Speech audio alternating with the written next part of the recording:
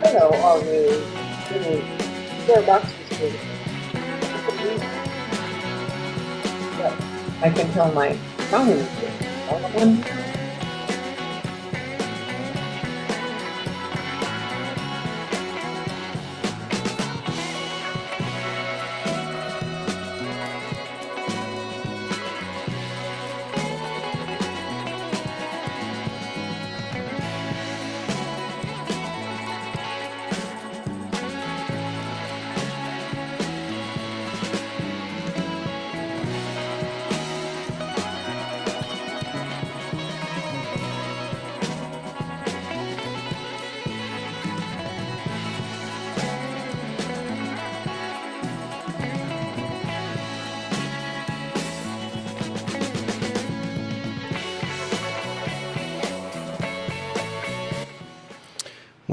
Welcome to the kitchen.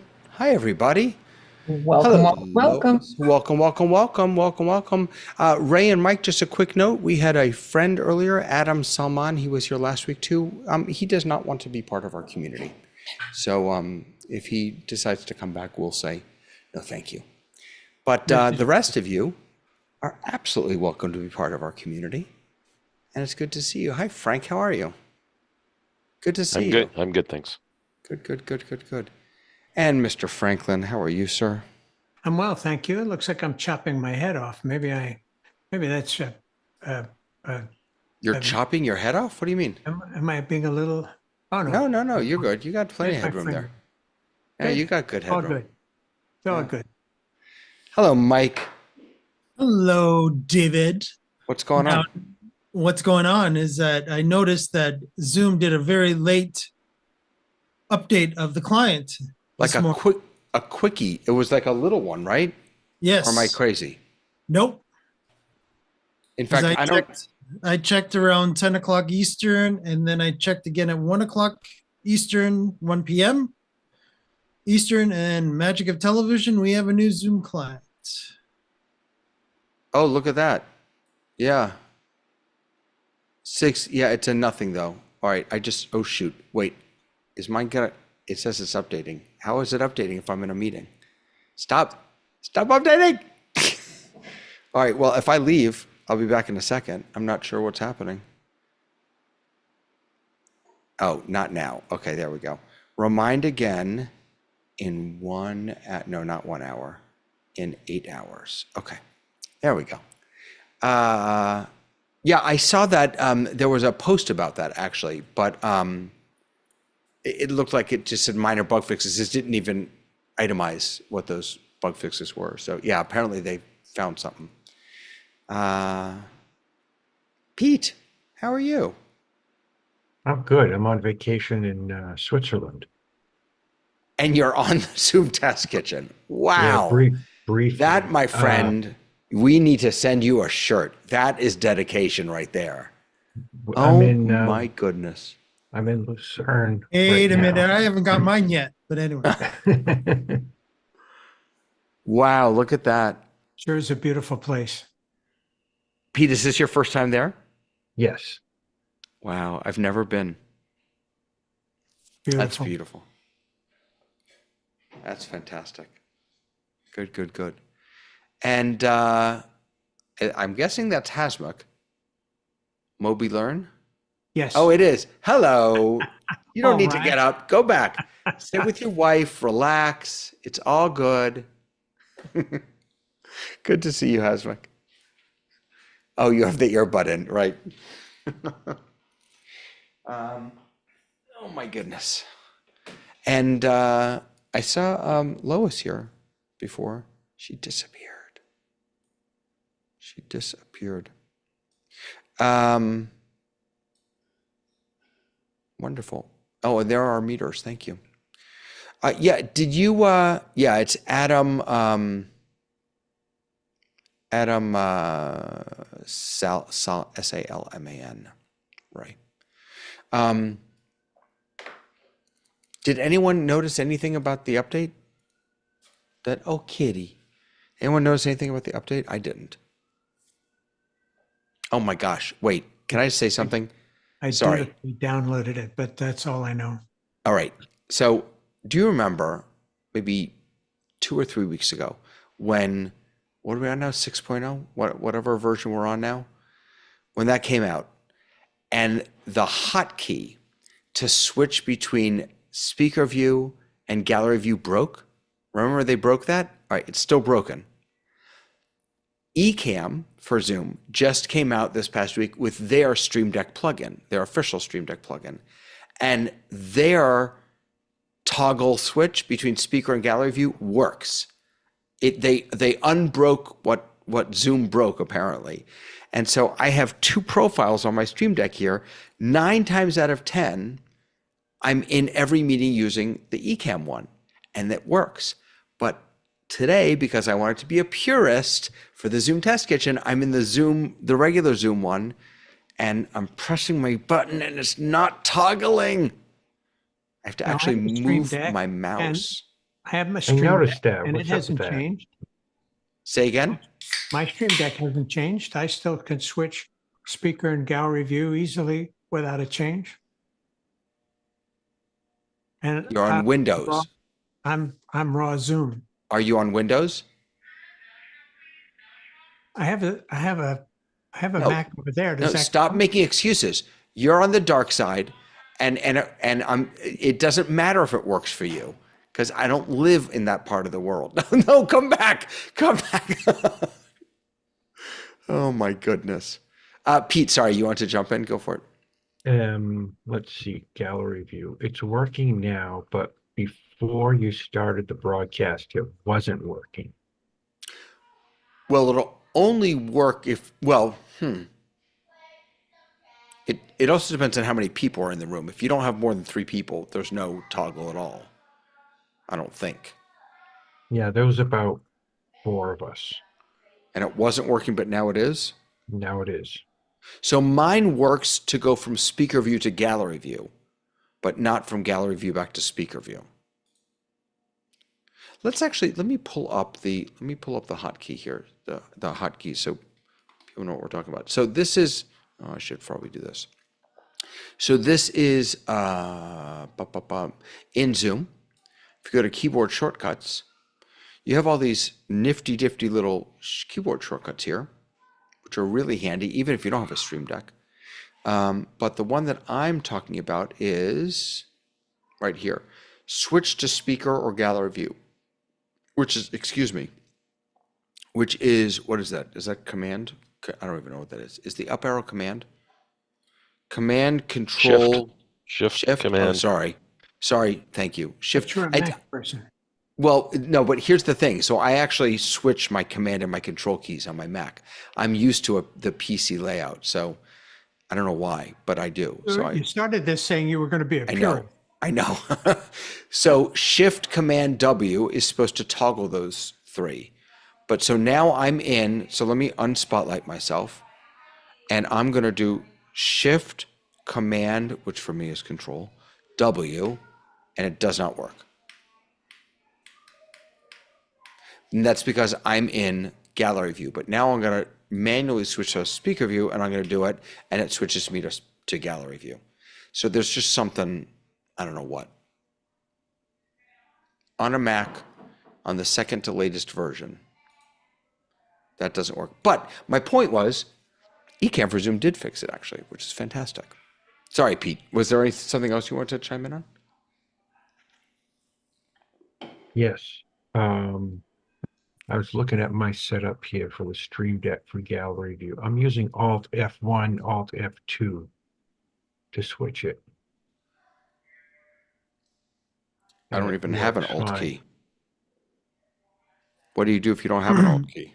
That is very Windows of us. It's a Windows. Sorry.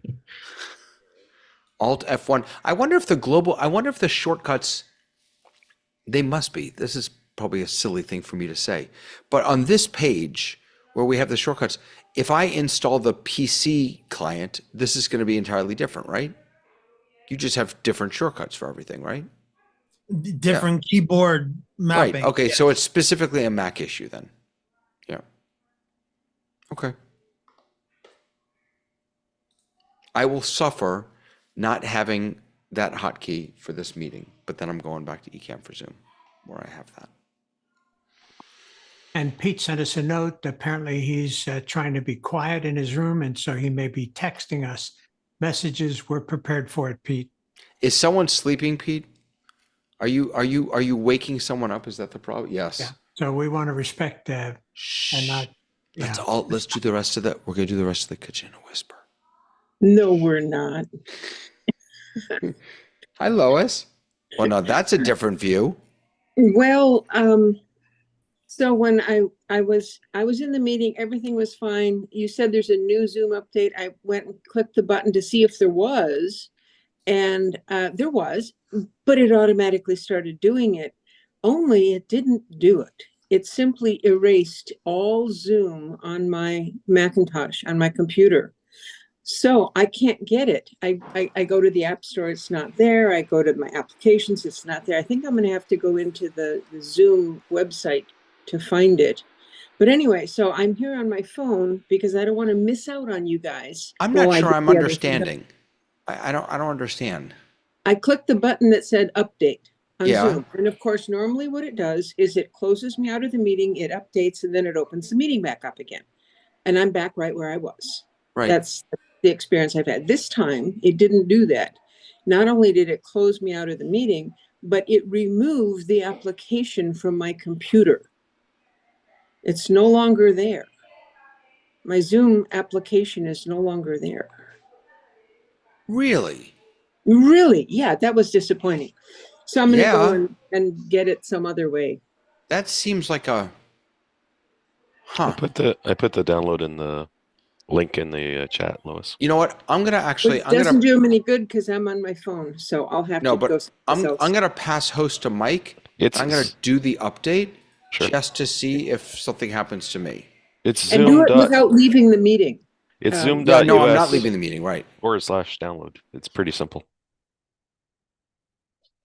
What did All you right. say? It's zoom.us Mhm. /download. All right. Thank you. All right, we're just waiting for David to come back after he's doing his update live with us to see if he breaks things too. And I think you were doing introductions, so I will introduce myself. Hi out there. I'm Lois. I'm Lois. Hi, I'm back. Yeah, there you are. So yeah, it worked for me. Seemed to work for me. I don't know. Maybe there's just a weird. I don't know. Maybe something weird happened, Lois. Because I stayed in the meeting. I just clicked the update button from within the app. It did not throw me back into this meeting. That it didn't do. It just and you're right. I remember it doing that sometimes. It just updated the client. It's really strange that that happened to you. I'm just leaving you as host, Mike. You're in Okay. charge. You're in charge from now on. Oh, no. Continue. So what else are we, stay a co-host? There we go. Bummer, Ecamm is from Max. Yes, it is. Sorry, but there's vMix. vMix has this. Can you, and the vMix integration, can you, like, for me, in the vMix integration, so at this point, today, for example, I had a number of different meetings. I didn't even open Zoom. The only time I opened Zoom was for this meeting. At this point, I'm just going directly through the Zoom that's built into Ecamm. Is it the same way in vMix? That is to say, I fully understand that you can bring in isolated feeds from Zoom into vMix, but is the entire client kind of built in like it is in Mimo Live and Ecamm? Do you know? No. What not, vMix did was they built their own external client that interacts with vMix. So you have to actually download. So instead of should Zoom down the road as they are, let's say between 5.0, 5.11, and then when they went 6, they did not have to do we did Right. not have to fully install vMix. It was just a matter of downloading the latest Zoom integration client for vMix. And as soon as we bring that up, we're now with the latest and greatest of the SDK that they've released. Gotcha. But that Zoom client within vMix, does it look like the native Zoom client? Is it, I mean, No, it doesn't.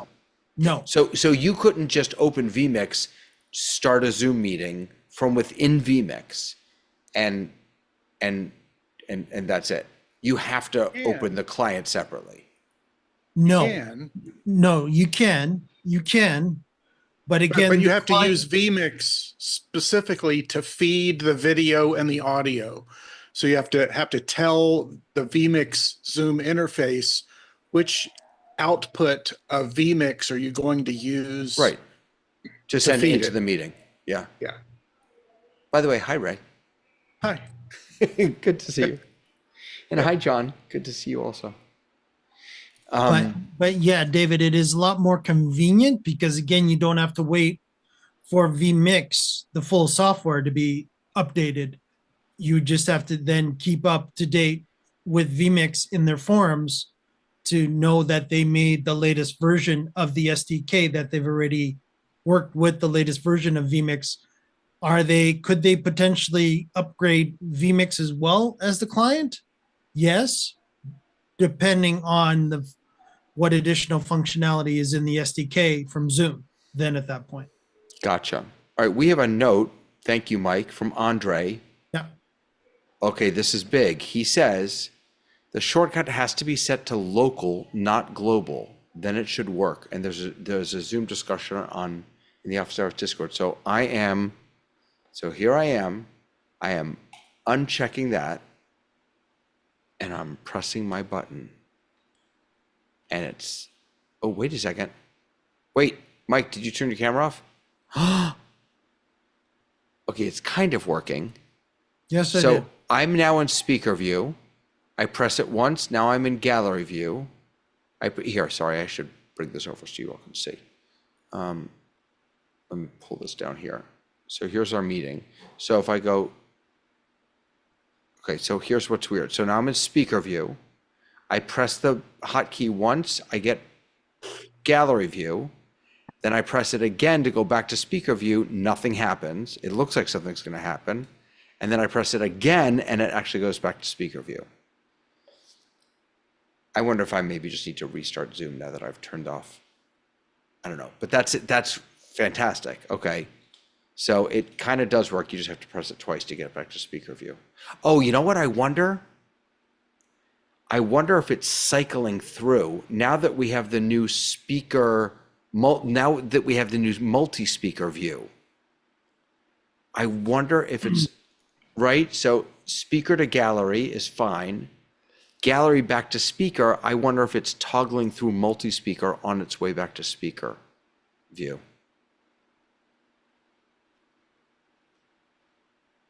Gallery. Right, look.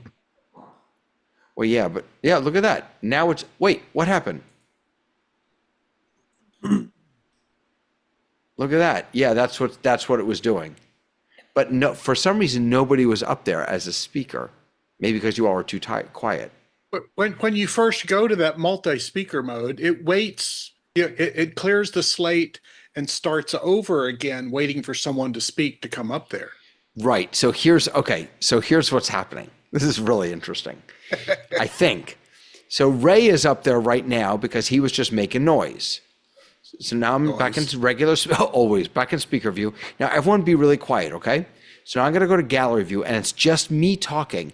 When I press it again, we're not going to see this multi-speaker view because it's just me talking and it doesn't like me. So what, see, nothing happened, but now I'll go back in speaker view. Now someone else makes some noise and I guarantee you it's going to show us this.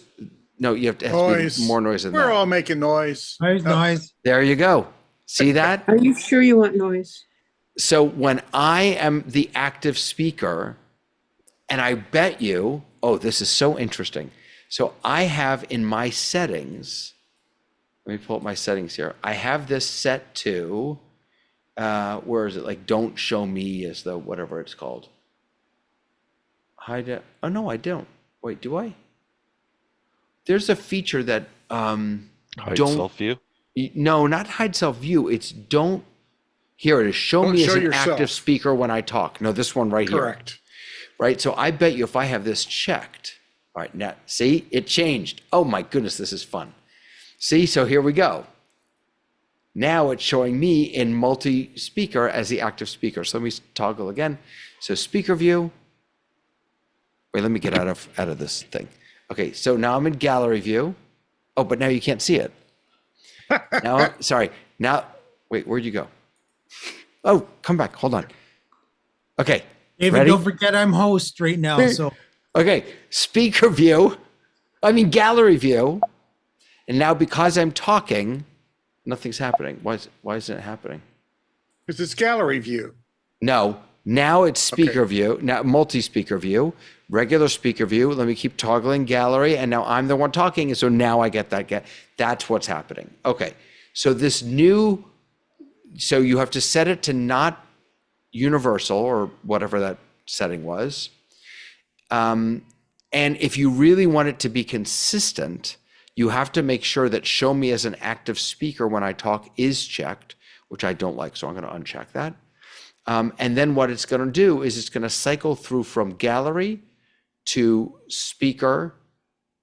And then there's going to be a little glitch if no one else is the active speaker. That's what's happening. So it's not really a toggle between speaker and gallery.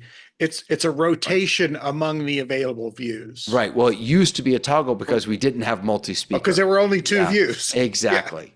Yeah. Exactly. Yeah. And on Windows, I can't actually, we don't toggle. I've tried with our alts, and Ray, you might be able to check for me as well, but I have not been able to mimic what you're able to do on Mac. Meaning change from gallery to speaker view? We can using alt, if you use the global alt. Oh, there are different F1 and hotkeys F2. for each one. So you admit Windows is inferior to Mac. I agree. No, By the that way, officially, well, if officially, then that means that Zoom has two different departments that aren't talking to each other. And yes, Andre, thank you. He pointed out in the chat in about 5 words what it just took me 10 minutes to figure out on my own, which is that it's cycling through those. But we things. love your enthusiasm. Thank you. Well, I discovered something new. I learned something. Sorry, So- Lois. Go ahead. just a comment. Option and Alt are the same key. So whatever your keyboard says, they're the same key, Option and Alt. And the cycling through things is like it does on the cameras. If you have more than 2 cameras, it's a toggle, but it's a multi-position toggle, if you want to put it that way. Yeah, good point. Yeah, Excellent point. the actual shortcut description for Windows basically says Alt 1 to go, or Alt F1 to go to speaker view, Alt F2 to go to gallery view. I'm going to put in a feature request that maybe Alt F3 is to get to multi. Yeah.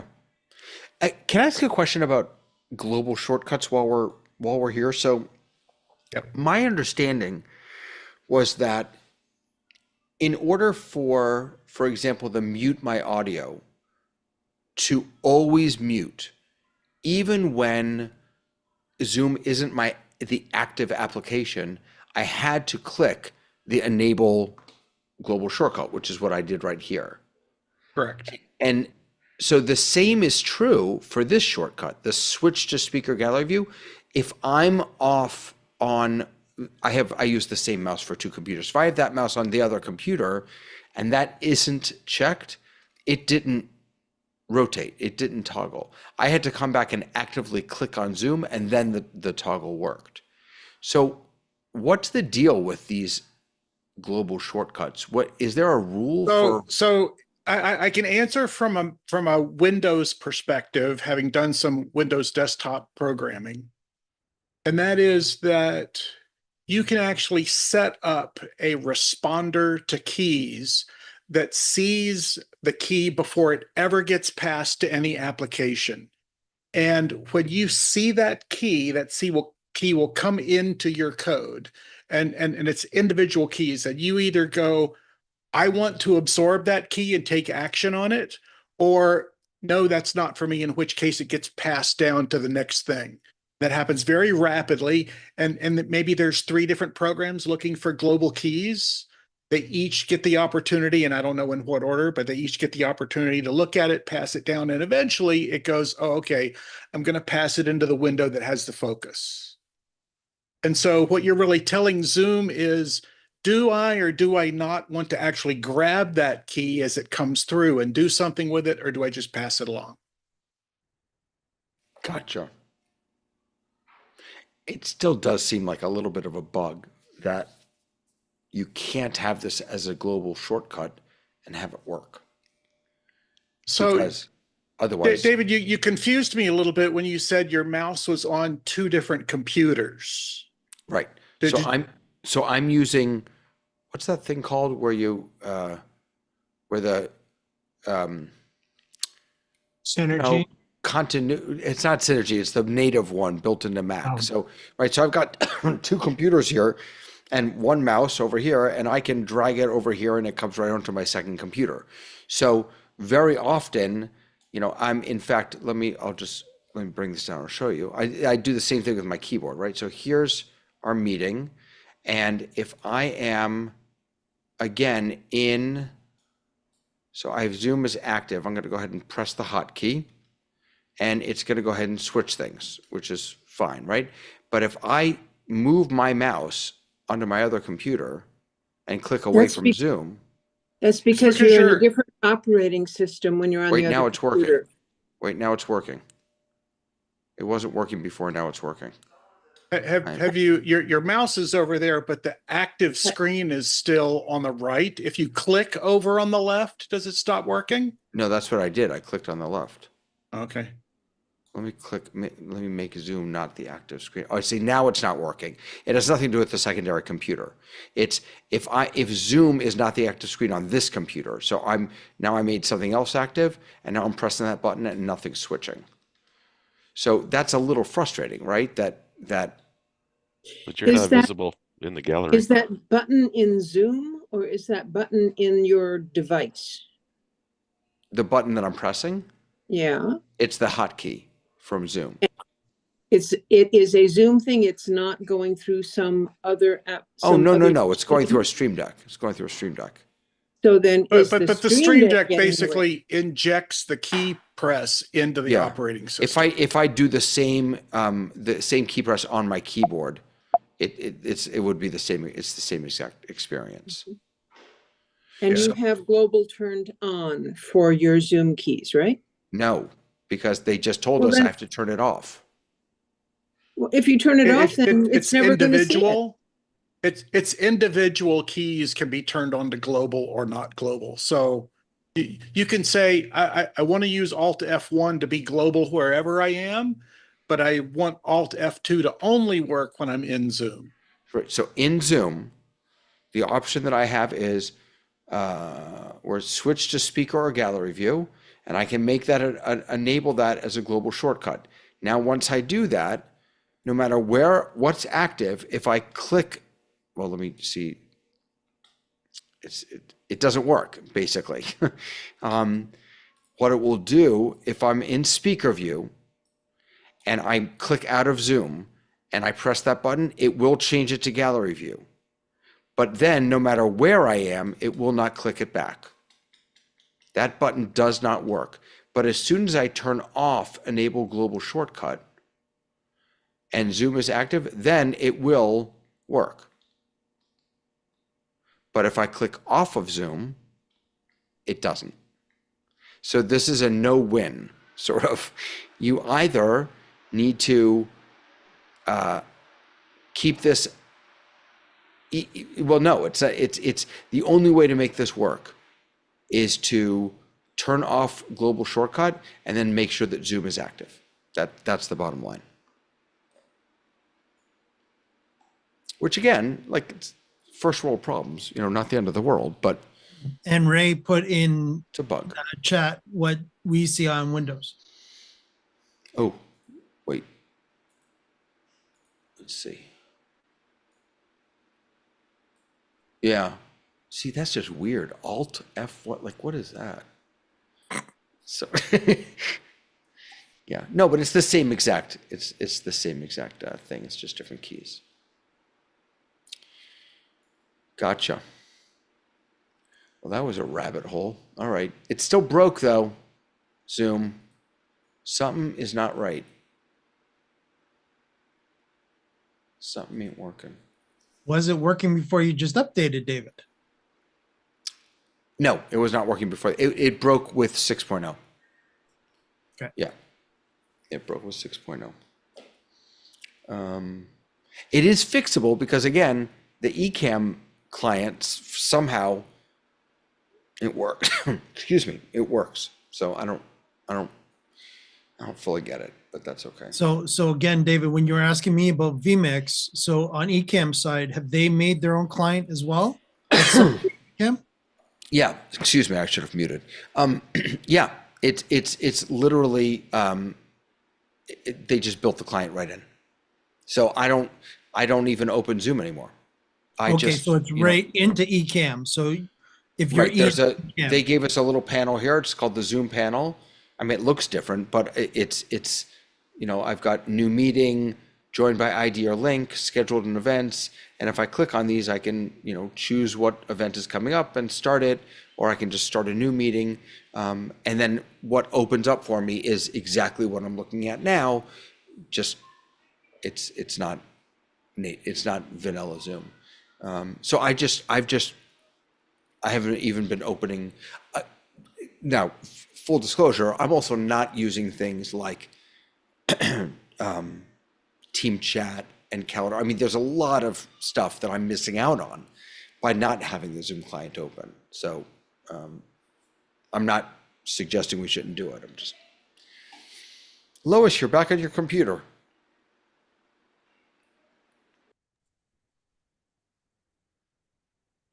But she can't hear us.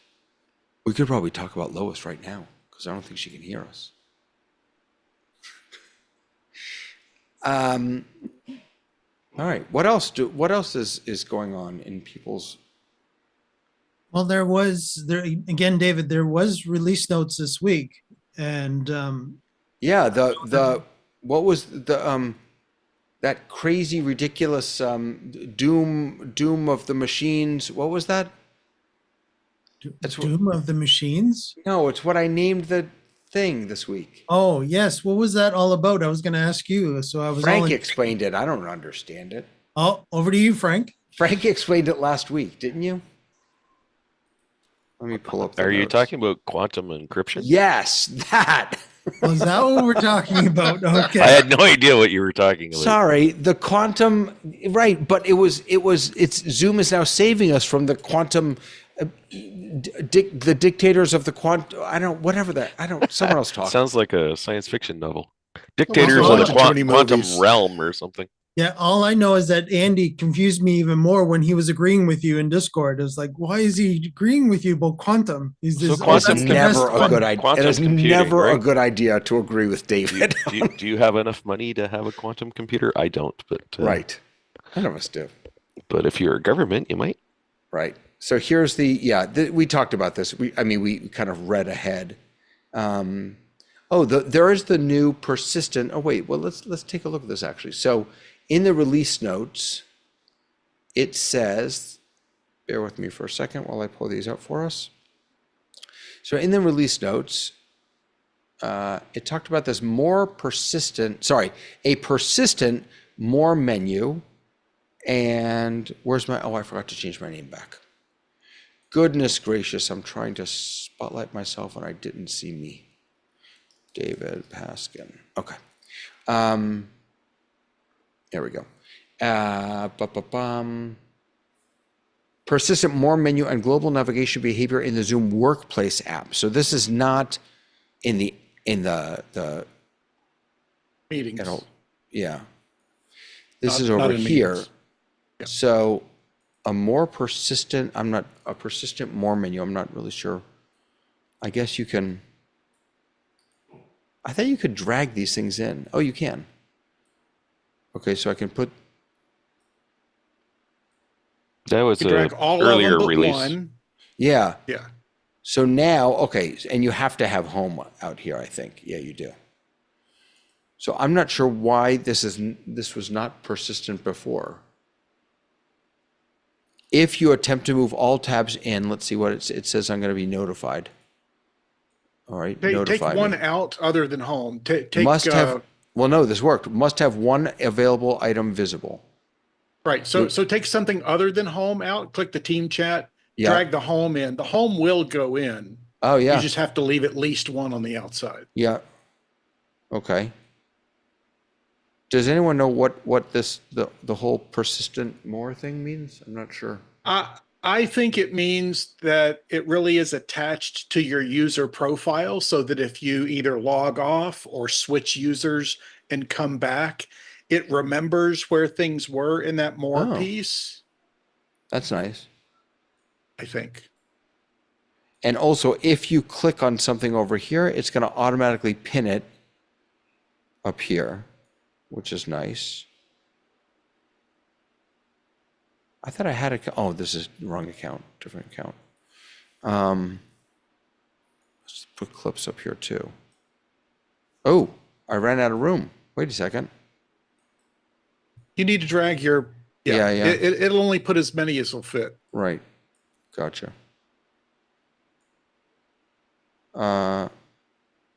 It's a nice look. So what happens if you put more things up there and then you reduce the width of your screen? Does it knock something off? They go into the more category. And then when you make your screen bigger, do they come back? Yeah. That's the persistent part, maybe, Maybe, yeah. is that it remembers which ones were out there. It Yep. brings them in temporarily while you're small, and when you make it larger, it comes back. And maybe it remembers from meeting to meeting. That would be persistent. Yep. Well, it sits in the background during meetings anyway, so it's not changing. I think my point earlier, Lois, is that if you were to close down Zoom for whatever reason, or let's say you installed an update and had to, I think it remembers as a part of your profile. So I would like to report on the installation of a new app. It took me a whole long time to find it. I downloaded the app. It wouldn't work on my computer. I had to go back and find a different version. And finally, here I am, I'm back. all of my settings are gone. All of those keyboard shortcuts don't work anymore. I'm gonna have to reset all that stuff. Very annoying. Oh my goodness. Yeah. At least I don't have one of those silly stream decks. What? It sounds like just a corrupt download or something, maybe. I don't know. Well, this new download works. It's just I've lost all of those Yeah, shortcuts. no, It but I'm- doesn't happen often, but I do see the occasional post on the Zoom community. Hey, I tried to do an update and it all went away and I need to reinstall. And it's pretty typical that what happens is that the directory where everything is stored gets so corrupted. In fact, there's a Zoom clean application that if it's so corrupted that a new install can't even deal with it, the Zoom clean application can be run to go take everything related to Zoom out. But yeah, it destroys that little folder where all your stuff is saved, Lois. It's out in the ether somewhere. So is this a time when I should start using something called Zoom Cuts? That's keyboard shortcuts, is it? So Zoom Cuts is an entirely separate client Mm-hmm. on the desktop. In the phone, it's not, but on the desktop it is. And the integration there is with Apple shortcuts, basically. Oh, So Apple shortcuts aren't Zoom shortcuts, though. well, no. So the way it works here, I can bring up. I think That's okay. If it's not going to help me, I won't bother learning it. Well, no, it is helpful. I used it for a while actually, and it's actually quite nice. None of my buttons are working. Let me show you because it's a neat. I mean, the goal is that this stuff will just be built right into the native client. So, excuse me. So in Shortcuts, you can now create specific Zoom shortcuts. So for example, I'm going to go new. Now I am not a shortcuts guy here, but I'm going to say, let's search for Zoom. So here's Zoom Cuts, and I can see underneath here all of the different options that I have. So if I want to, I don't know. How about switch from gallery view to speaker view and switch from speaker view to gallery view? I'm not sure that's actually in here. Let's see. Set meeting. Wow, they've added a ton in here since I was in here last. Does that search work? Can you just say view and it'll only show you things that say view? Well, it's so I have it by I search for the word Zoom. But what happens if you put view in it? Yeah, set meeting view. So you drag that over, and then you've got change view to gallery view, or change view to speaker view. So yes, you could set up hot, and then essentially what you do is you assign these to either, this is what I've done over here. So I have a whole bunch that are set up. So for example, if I want to admit everyone in the waiting room, right? It's just a simple action, admit all. And what I can do is I can then send this, oh, that's not where you do it, sorry. I'm in the wrong place. You right click and you can add it to your doc, or you can share it out to somewhere else. But So you can't just say F11? no, you can. I just don't know how. Oh, okay. I can tell you how. Good Please. evening. Hi, Andre. Please go back inside one of your shortcuts. Yeah. Double click it. So then there on the top right there is an eye symbol. Click on the eye, Oh, and that's now where you it can is. Yeah. add keyboard shortcut. Right. So pin and menu bar, show and share sheet, uses quick action, excuse me, add keyboard shortcut. I just did this today, so I know it freshly. You can even show on Apple Watch, which is kind of cool. Now, what? So if Go you're ahead. adding that as a keyboard shortcut, how is that better than in Zoom simply creating a keyboard shortcut? You can't create keyboard shortcuts in Zoom. You can assign them, No, there are Yes. set keyboard shortcuts in Zoom that right? you can And you use. can assign them to particular keys. No, they are pre-assigned. No, you can you can assign remap them to- keyboard shortcuts in Zoom. I do that all the time. Okay, That's what's but lost. but none of these things are in our shortcuts. Like there isn't a shortcut for admit everyone from the waiting room. Okay, but the one that you demonstrated with, which was switch to gallery view or switch to speaker view. Yes, is no, a that one, shortcut. correct. That one is not helpful. But Okay. if you wanted, Can one of these do more than one thing at once? In oh, other words, sure.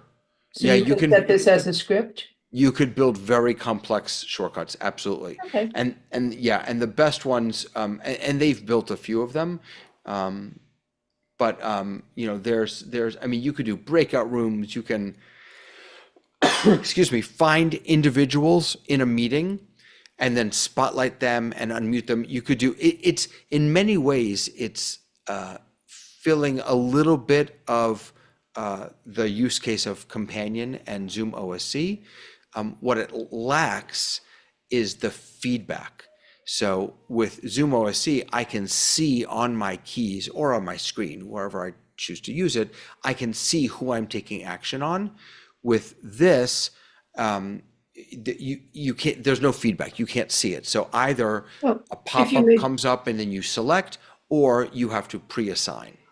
Or if you write your script in such a way that you're doing these actions, and then the last action is to show it on the second screen or whatever, that would be equivalent to your feedback, wouldn't it? No. No, that's not what That's I'm. depending on what kind of shortcut you want to do. So if you want to do a shortcut action that has a visual outcome, then yes. But if you want to do a shortcut action that has some production management thingy, then you won't see it. Okay. Apple shortcuts to me is more like the modern Automator for Mac. Mhm. If you used Automator, then Yeah. it's to compare it to a keyboard shortcut is a disservice to Apple shortcuts. It's scripting. It Yeah. is scripting, yeah, yeah. So it sounds like it would be very useful if I was in a situation that I needed to do a bunch of different things all at the same time and repeat that. Yeah. Yes, I think one additional downside of it is that it's not on the latest SDK. So it's an, you know, it's not kept up to the let me open it. And actually All the Windows users are falling asleep because they don't have shortcuts. Yes, they don't have this. Oh. Yeah. Well, then let's move on to something else. Yeah. I have a topic. It is definitely worth playing with. Let me just say that. Definitely worth playing with. Sorry, go ahead. Do you still have your release notes open? I do. So Ray helped me this week. Thank you, Ray. I don't know if he's still here, but Yeah. so sometimes Zoom releases new features and the release notes tell you about them, but then there's no supporting documentation, which is kind of a bummer. So I was trying to figure out how the new QR code thing Oh yeah. works, and because of Ray, I was able to use it, and I thought it was pretty cool. So basically, Ooh. Wait, let's play with it. Yeah. Wait. So here's the big thing. Sorry, Frank, for butting No, in. go ahead. Here's the big thing from my perspective, David and everybody else, is that you can put this QR code and the people watching from YouTube can scan the QR code and participate in your poll. Right. Yeah, right. I believe that, you know, the purpose of this is that you don't have to be in the Zoom meeting necessarily. So if you're having let's say a hybrid event where you're on Zoom and you're in a physical location with a bunch of people, the people in the room can scan the QR code and answer the poll even though they're not part of the Zoom meeting. Okay, so and this is just You do this right from the polls and quizzes tab? Is that where this lives? Yeah, so what happens But is you- you launch the poll, Yeah, you which have to is launch the poll and you'll see a show QR code which is the button, part which that will bring Ray up a, helped so much yeah. with, because I was looking all through my account management settings, I was looking through my personal settings, and I couldn't figure out where to activate this. And then Ray was generous enough to post some screenshots that showed how to get to it. So All right, so let's take a look here. So this is, I have a poll. I'm launching it right now. Oh, there you go. Get QR code. By the way, I have no idea what this question even says. I didn't even look. All right, doesn't matter. Get Could you QR spotlight code. that, please? Yep. Get QR code, and now it's opening up. Look at this. You can share this QR code in your meeting. Okay. So now, I guess, can I download this or like? You can share screen. Let's say in a room with data projectors or monitors on the wall, you can share screen, and then people can point their phones Gotcha. at the Okay, so let display me in do the room. this. Yep. So I'm gonna. It's actually tied to the poll and your meeting ID.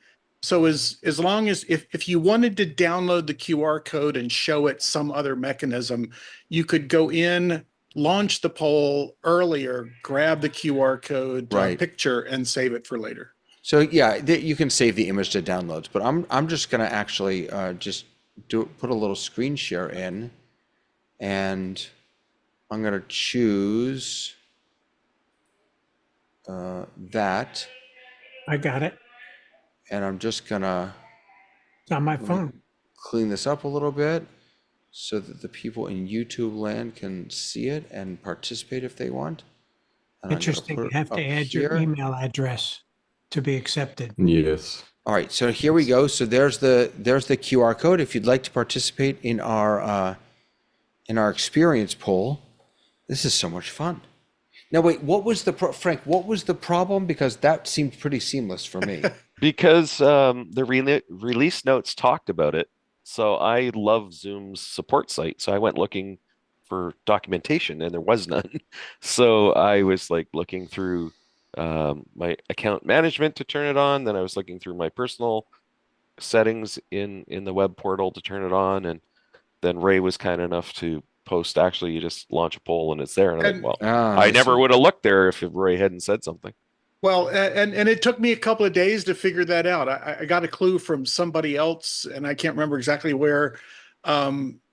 But like you, Frank, I was looking for a place where I could download the QR code in advance and make it available. I didn't even think to launch the actual poll. I was just looking for the QR code. Yeah. This And is there it pretty is. cool, though.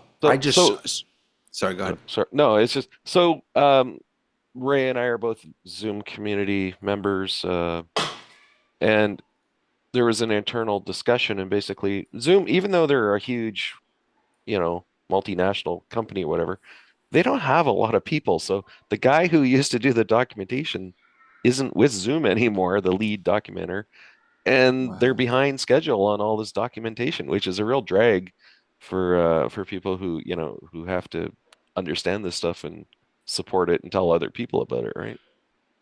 When I got this, I was required to give my email address. Mhm. Yes, but what I actually really liked, Ray, the like I could see the question even though I had to put my email in, like it doesn't like hide the poll from you. I probably Right. should But you have. can't vote. No, you can't. Correct. You have to put your email in order to Does vote. it have to be a Zoom authorized email? Does it have, what does it do with that email address? I'm not sure what it does. Let me end the It poll. doesn't have to be Zoom authorized because I just did that and I used a really old email address that nobody uses I anymore. wonder if there's a report that's available or will be available that you could download after the meeting and see the responses. Like let's say you're having a vote on who should be captain of the football team or something. Could you go and find a report that said Susan voted for one person and Fred voted for another? I don't know. I would need to know that before I responded to the poll. Certainly, Right. but there's no documentation yet. That's the problem. Well, Well, why don't and you try that? you'll only get a report if the owner of the meeting has requested reportness. Well, I don't even know that there is a report at this For point. Like, I polls, don't there's a know. report for polls, yeah. So I think it's a good idea to be able to have polls that are anonymous or polls that are actually tell you who voted, depending on the nature of why you're having the poll.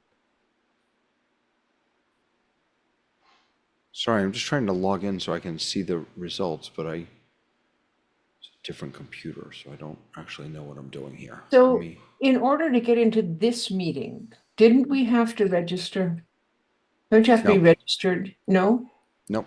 Okay, because I was thinking that we would have been registered and so other people outside would have read. Well, that just, never mind. But the other thing is, even if you are registered, like on my phone, I may not be logged into Zoom. Yeah, the whole point is for people who aren't in the Zoom meeting to be able to participate in the poll, right? Right.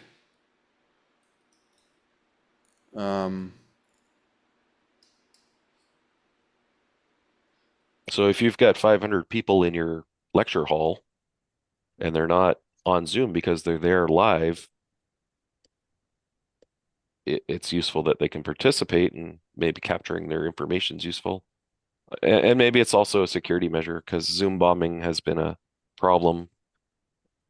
Seems to be coming back. Zoom bombing. I sent, on that note, I sent you a note on waiting room. Can you Yeah, I comment? saw. Yeah.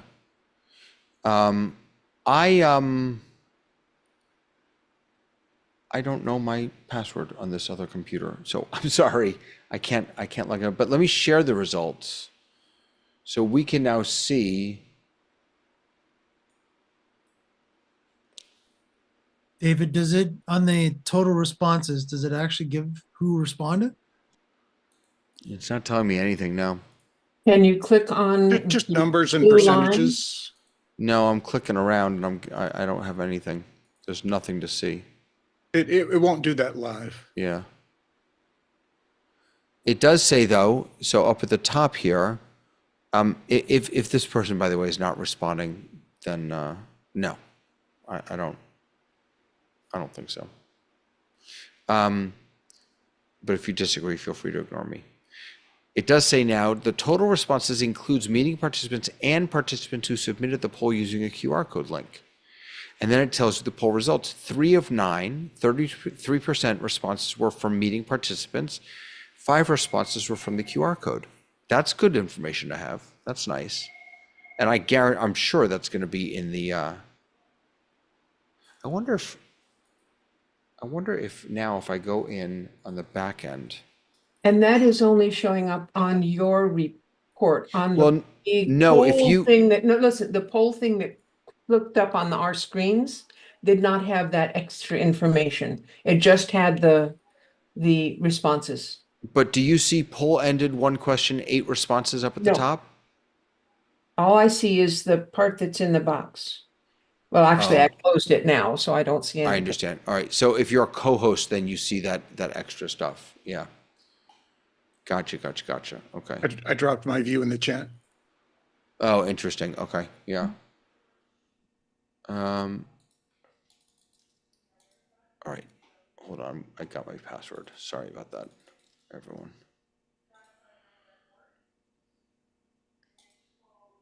Okay. All right. So here is, no, there we go. All right. So here's, I clicked on show me the results in the browser. So I get this nice little thing here, which does nothing. Can't click on it. And you get the percentages down here, but up 8 here, responses. 8 responses. So it tells me where this was from. If I click on the number 8, then it takes me in. Mm-hmm. And I'm not going to show that because it has people's emails. But then it takes me in and it shows me here. Let me open it up again. I can tell you what's in there. I apologize that. So I've got interesting. So David, We can showing see it in that, a by the box. way. what do you say? We can We're see seeing that. Oh We're yeah, seeing it's that because in I a still box. yeah. It's because I still Okay. have the thingy. Yeah, I'll get rid of that. So it has there's like a card for each person. There's a card for each person, which tells me their not their name, their email address. You can actually, results by launch or results by respondent. I didn't see that up at the top, sorry. Okay, so there are two tabs at the top. Results by launch, which is basically, that's what I showed you before. That's the, the colored bars and stuff like that. Poll And by then- poll. I'm sorry? Poll by poll. In other words, by launch, if you have 3 polls, Hi. Yeah, it would be presumably. by poll. Hello. And I assume the other one means it would be that person and all 3. Yeah, polls maybe, if they did maybe. them. Right. Are you speaking into the microphone? I'm sorry? Sure. What? I'm not sure what just happened. Okay. But yes, I think you're probably right about that, Lois. So in then, the, go sorry, ahead. in the top right, it looks like there's a download button and something else. Let's see. Result options. Show results with charts or not. Cute little animation though. The download button is going to, I wonder how this is going to download. Let's see what it downloads it as. Probably a CSV, right? Where did it download to? Oh, over here. Report poll. Yeah, it's a CSV. So, and then this is the, if I click on that, that's when you get the participant, or not participant, person by person breakdown of with their email and their response. Polls can be anonymous, though. I'm wondering if the poll was anonymous, would it still gather the data? Oh, let's try that. That's an interesting question. Did it gather data on the ones who were in the meeting? Did it gather? So on the Data. poll in the. Yeah. with the QR No, I code, understand what did you're saying. Yeah. Yeah. That's an interesting question. Let's see. Let me just turn that off and, Oh, um, hello. yeah, hello. Oh, We sorry. can hear you. No, it's okay. Let's see.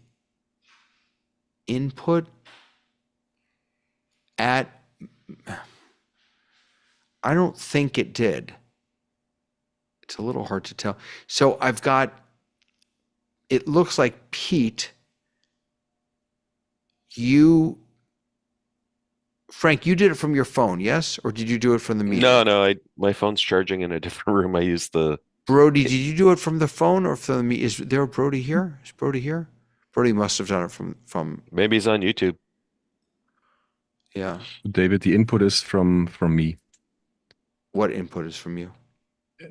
The email address input at. Oh, that's you. Okay. I wasn't sure if maybe that was. So I definitely did it from my phone. But it looks like, yeah, it looks like both are. So Frank, you did it from the meeting, right? Correct. Yeah. So I have your email address in here also. But I wonder if you're not logged in. Well, let's try the anonymous thing. So all right, experience poll. Let me go back here. Now I can share this again. Let's do a new poll. And let me close shortcuts. Don't need that open anymore. Oh, there we go. Okay.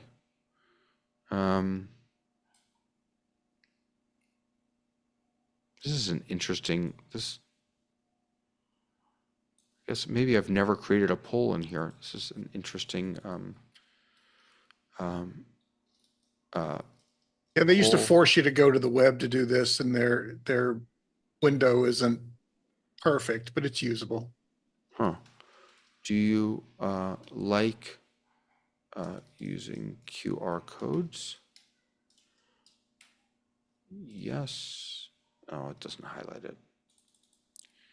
Yes. Yeah, that irritates everybody. Yeah. No. Mm, Okay. Yes, Brody was definitely from YouTube. He's just letting us know. Okay, thank you. So I'm not going to click anything there. It's not required. Okay, now down here, require answers to be anonymous. Let's try that. Save. Save as meeting poll. Okay. So now I'm going to go ahead and launch this meeting poll. I'm going to grab the QR code. And so there's the QR code. If you're watching on YouTube, you feel free, or if you just want to try it with your phone. I'm going to try it with my phone. This is a very cool feature. I didn't pay much Yeah, attention no, you to didn't this. have to give your email. No, yeah. So I don't have to. That's great. You don't have to put your email in. Let's see what the results look like. 8 responses. You have to, it's interesting that you have to require it to be anonymous. Okay. I'll end the poll, share results. I don't see the results. Oh, they're there. Okay, that's not exciting. Stop sharing, and I'm gonna go here and view results in browser. So here again, we've got the results by launch. Let me quickly make sure that there are no emails over here. There aren't. So now you've got anonymous and their response. So this is exactly what it looked like before, but instead of responsive anonymous, you had just the email there. And so it's person by person. But you know what you were saying before, Lois, is, I guess you would have to launch multiple polls for that to work, to get multiple poll information here, because it looks like it's just this one poll. I think what Ray said earlier is really important to highlight, though. The poll, you can preview the poll, let's say a day ahead of your big meeting, and the poll's tied to a specific meeting ID. But I don't know, Ray, if you know, but you know how you can save polls to a meeting, or you can save them to your poll library. I don't know how I actually did reusable a they are. test. Yeah, I actually did a test where I had a poll in a poll library, and I launched it in 2 separate meetings. And I saved the URLs. I tried to go to the first meeting's URL during the second meeting, and you get just a blank white screen. And then I took the same meeting in the same poll in a generated meeting ID, and I launched it. I grabbed it. I shut down the meeting. I came back into the meeting, copied the ID and the URL, and they were the same. So it's persistent as long as you have the same poll and the same meeting ID. Appears to be. Well, I would say, except for the person who made this or the team that made this, you are the foremost expert at this time on this, because there's no documentation. Yeah. Yeah, we all miss Bart. Bart was the documentation guy, my go-to anytime I found a thing. And Bard? he went on. Isn't that Google's AI thing? Google Bard? Oh. Bart with a T. Oh, with the Yeah, T. and it has been renamed since to Gemini. Right, now it's Gemini. There was an interesting video, by the way, a comparison of Gemini against 4.0 from OpenAI, and apparently Gemini just failed miserably when compared to the OpenAI model. It was very interesting. In any case, this is very cool. This is really very, very nice. It's got very interesting ramifications for all kinds of meetings and sessions. I agree. It's huge for streaming, and it's huge for hybrid events, because there was really no good way to do this with an audience, except for what they did at Zoomtopia, right? The companion mode of the app generates a QR code. Events generates a QR code that you throw up, that when you scan, you get into the app, not on a web page, but into the app for the meeting. And then you can do everything except audio and video. You can do polls, You can do chat, you can do Q&A, and watch interpretations as well. I mean, that would be, I'm wondering about if Zoom, you know, is there a point at which Zoom brings chat to this? So it's, you don't need the companion app. It's just, it somehow just exists as a part of this web interface.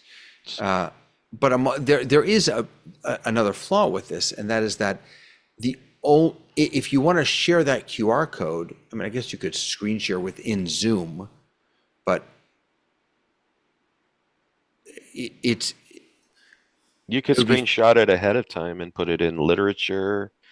You could put it on a website. You could put it in a PDF. You could do all kinds of, as long as it's. I'm thinking about, I'm in the middle of a thing and I want to easily throw my QR code up on my screen. Like I'd love to sort of how I had it kind of up here in the corner, wherever the hell it was. Like it would be a really nice feature if Zoom said, add to camera or something, and it would pop it up there. Well, they kind of do that.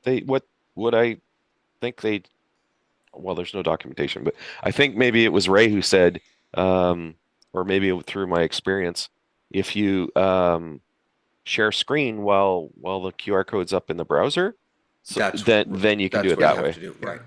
Right. Yeah, it'd be great if in the share screen there would be a thing to click, share the QR code of the current poll. That's cute. Yeah. That's a really nice idea. And to know that, the new layout features in screen sharing, and to know by default that you want that QR code to not take over the whole screen, but just put it as a pip. Right, in a small window. It's a 1.0 release. Yeah. I mean, give it some time. very Maybe it'll nice. evolve, right? Yeah. It really And is. if you really care, put some feedback into Zoom. Yep. The one point, Frank, is that if you were to put that into literature, people will get a blank screen unless you're actively actually presenting the poll for answers. So if they were to get it today and the meeting's tomorrow, they would click it or whatever, and they're like, okay, this is useless. Yeah, I was thinking, visit your meeting ahead of time, take a screenshot, know that you have to use that meeting ID, and then hand out whatever while the meeting is happening, right? Yeah. Can we just talk about Zoom bombers for a second? Because we've last week and this week we've just is there, like, I haven't had one for 3 years. Is something something changed? Something has changed. I don't know what it is. I had a Calendly invite or a Calendly thing off of my Z-Span website, and the time zone was in a very unusual place. The name was not something that I recognized. The email address was not something I recognized, and I was kind of prepared at the time, and allowed them to come briefly into the meeting. There was an image there that I was not particularly happy with, sent them back to the waiting room, basically chatted with them and said, tell me what it is you really want. And then boom, he was gone. Yeah. So if you publish your Zoom link and you don't take any security precautions, there are Zoom bots scraping unprotected Zoom links all the time. But Zoom also has a bot that scrapes social media and warns you that, hey, you've posted your meeting in a silly way. You shouldn't do this. And the change that I'm glad to see Zoom embraced was for a long time only the system administrator got a warning. And I put in a feature request. I'm sure multiple people put in the same request saying, why are you telling me and not telling the owner of the meeting? Like, tell us both. Right. And they finally adopted that. So now the owner of the meeting gets the same warning that I get as the system administrator. But those scrapers have been around for years. I mean, when a couple years ago, when I was going, well, I would love to socialize more, but I don't know where these people are or who's got meetings and who's doesn't. And someone said, oh, search for this string and that'll give you everything on Facebook that people have posted their Zoom meeting. And so with that string, you could go and you could find all sorts of, well, that's been around for a long time. I have to say, that is such a smart response to bad actors that are out there scraping and searching for Zoom links. For Zoom to do the same thing, and then, but as a warning, that's right. just such a smart Mhm. way to do it, I think. Do you think people are getting bored? I think you have to be a pretty boring, sad individual to Oh, yeah. scrape Zoom links just to harass people. Like, what's wrong with you? Well, You school is letting out, and so there are young folks who are, I don't know, not going to school. What do they do for jollies? They bug people. Yeah, I don't know. Right. Yeah. Pete, I did you see want a to jump in? hand over there. And you don't even have to go out to the playground and hit anybody to do it. Right. Pete, did you want to jump in? Sorry. Yeah, I was watching a video on YouTube about this guy who finds scammers and exposes them. So there was like these businesses in India uh, that would have a ton of like people working in an office just scamming people left and right. It's quite amazing what's out there. That's There's- just wild. But scamming, where you actually get a reward for doing this awful stuff, is different than just coming in, getting your jollies by showing people and trying to get people upset. So I'm just going to talk about what I know. Universities, for example, and colleges are places where you're supposed to have open dialogue with different points of view. So you could discuss Israel and Palestine, for example. I'm not taking a side, I'm not being political, but let's say you're having a forum on that topic. There's people who are very passionate and will, if they don't agree with the way the meeting's going, will crash the meeting and disrupt it if they don't agree with the point of view that's being expressed. There are agitators that way too, right? Mhm. And sometimes it doesn't even matter what point of view is being expressed. The existence of a meeting with civil discussion is enough to set some people off. Right. But what we're talking about here, I mean, I agree with all of that, of course. We're a bunch of nerds talking about a application, Do you for think- goodness sakes. I mean, like Do you what? think these people even know what the meeting's about? No, I agree with They're you in here for 100%. 2 seconds. Right. They have no idea what's going on. But that's the piece I don't understand. Are they just bored? I don't get it. Yeah. What's the value? What is the reward? Lois, I think what you said is really on target. Like, what's the reward? What do they benefit? Or is it just It's just for- a challenge. It's It's the same Prestige. benefit that someone gets to go out to the playground and push a kid down and watch them fall down. Right. It's just that I don't know, that they have some sort of trauma in their life that has caused them to get emotional rewards differently than most of us. And while I want to feel sad for them, it's really hard for me. Yeah. But I or do. else they're I just do. plain evil. Right. Well, So I feel like there's Zoom that still theory has too. some, I feel like Zoom still has some work to do on this. So the thing that is very hard to do in Zoom is to be anonymous, to have a meeting where you don't have to register. One example I can cite is there are AA groups where you don't want to disclose who you are, but you want help. And Zoom bombers attack these meetings because it's anonymous, there's no security prevention. I wish Zoom would implement a way where you could register, but you wouldn't reveal your information to anyone but Zoom itself, so that if you are, a disturber, Zoom could still ban you. But I wish you, like, even right now in a Zoom meeting, the participant window tells you all the names of the people. And I Mhm. wish there was a way to be anonymous in the participant window. But see, then But I there wouldn't is. let you into the meeting. But there is, because you can change your name. You can go in your little Yeah, spreadsheet, yeah, yeah. rename But your stuff. for a lot of things like AA or women who are being abused or whatever, who are, looking Mhm. for support, they may not be that sophisticated to know that you can change your name in a Zoom It's meeting. true. I would like the way Apple does it, where Apple will allow me to register with Apple and then shield me my credentials, but verify me and allow me to join or do things on the web. And Apple says, we know who it is, the merchant or whoever doesn't have to know, and keeps it confidential, but says we've authorized them, we've done the homework. I wish Zoom would do something similar. That's very interesting. That's Well, very interesting. Is a clear is workaround. something we've been using at airports for years. And we've registered our eyes and fingerprints or what have you. It's now being used in stadiums, but it's also being used to authorize people on the web. And it's an extreme step because you also have to think about, all right, who's collecting that information. So it's it's a crazy circle, and we just have to be vigilant. And I think get to a point where we should get people to register to come here.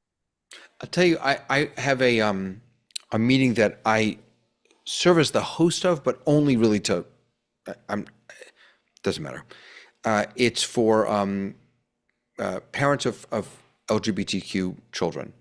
And so what we did is, number one, there's a passcode, and you have to know the passcode. Number two, there's a waiting room. And number three, the meeting doesn't actually take place in the meeting room. It takes place in a breakout room.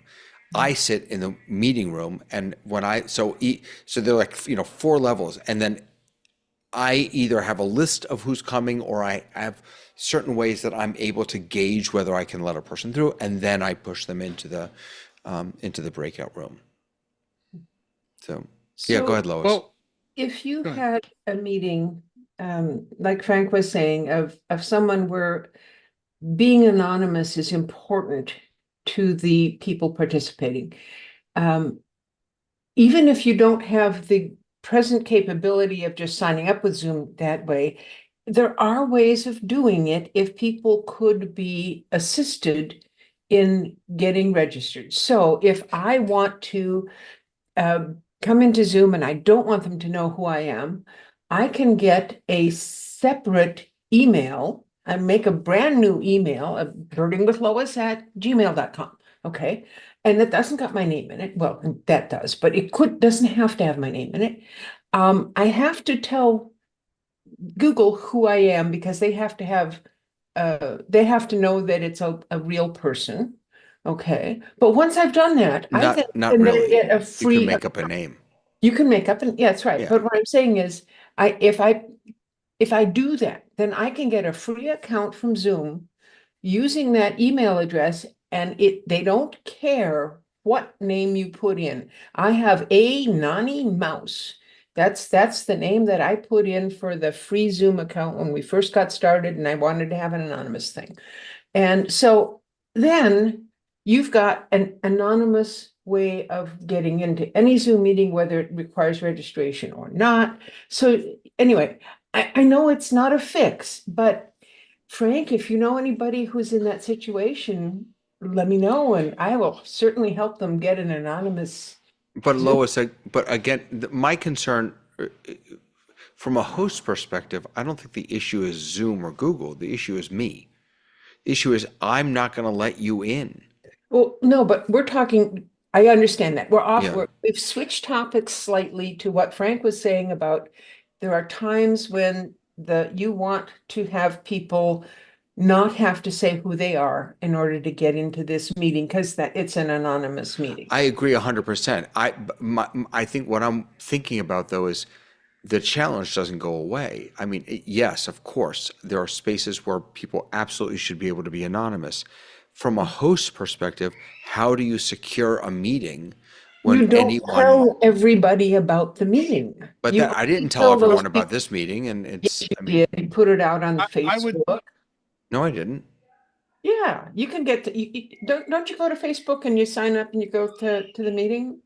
The meeting is public, Roland, you're right, but I didn't, I send an email to people who've signed up, and I mean, there is a public link on the website. So Exactly. Right, but I didn't promote it. My only point, right, I'm just saying that security challenge remains, I think. That's all. Yeah, David, what I would suggest going forward is not putting in the YouTube description. Because you did put that in this week's YouTube description. I never changed the YouTube description. What did I put in? I have no idea what I put in. You mean the link to the website? Link Right, to the Zoom, which. right. No, I didn't put the link to the Zoom. I put the link to the website, I believe. No, you did the. I put the link to the Zoom? Yeah. See, and I did that because I've never been, I don't know. And again, of course, there's scrapers out there, and Right. that's probably where our Right. friends are coming from.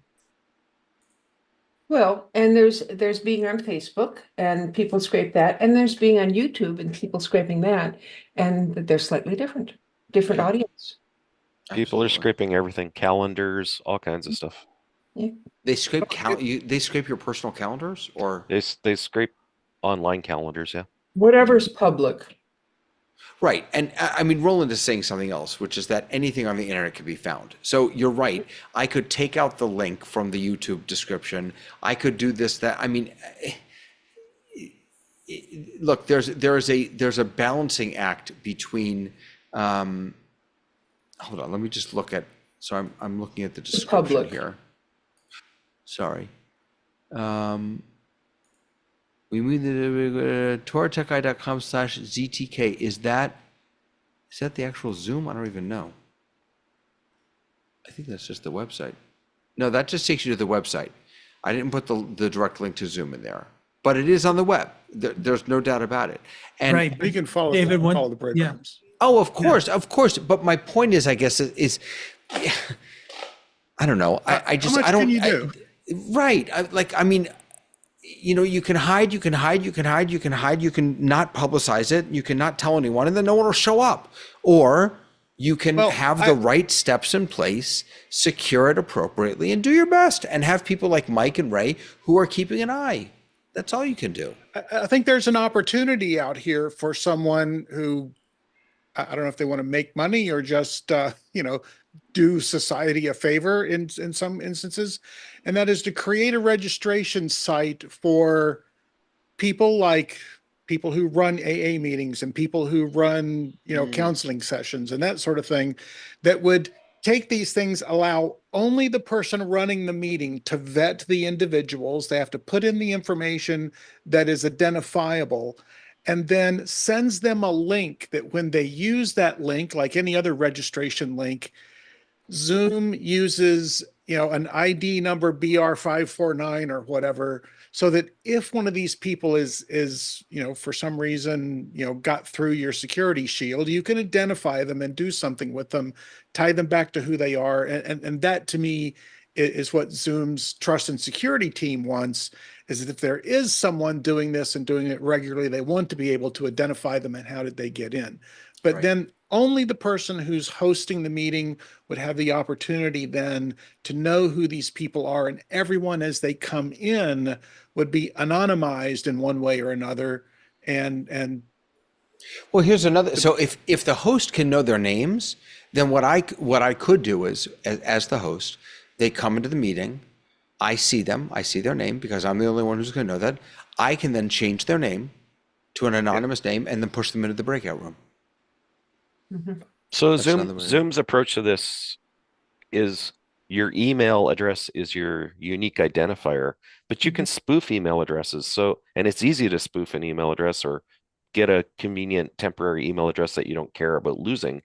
I like Ray's idea, and I like what Apple does, which is they will make you register. Maybe you need a credit card or some other mechanism that's tangible, and then shield your identity from the rest of the world. But if you get reported for doing stupid stuff, then that company says, oh, we're taking your trusted credential away from you because you've abused it. Yeah. At the end of the day, somebody's going to know your name. But if I'm going to an AA meeting, the people in the AA meeting don't need to know my name. right.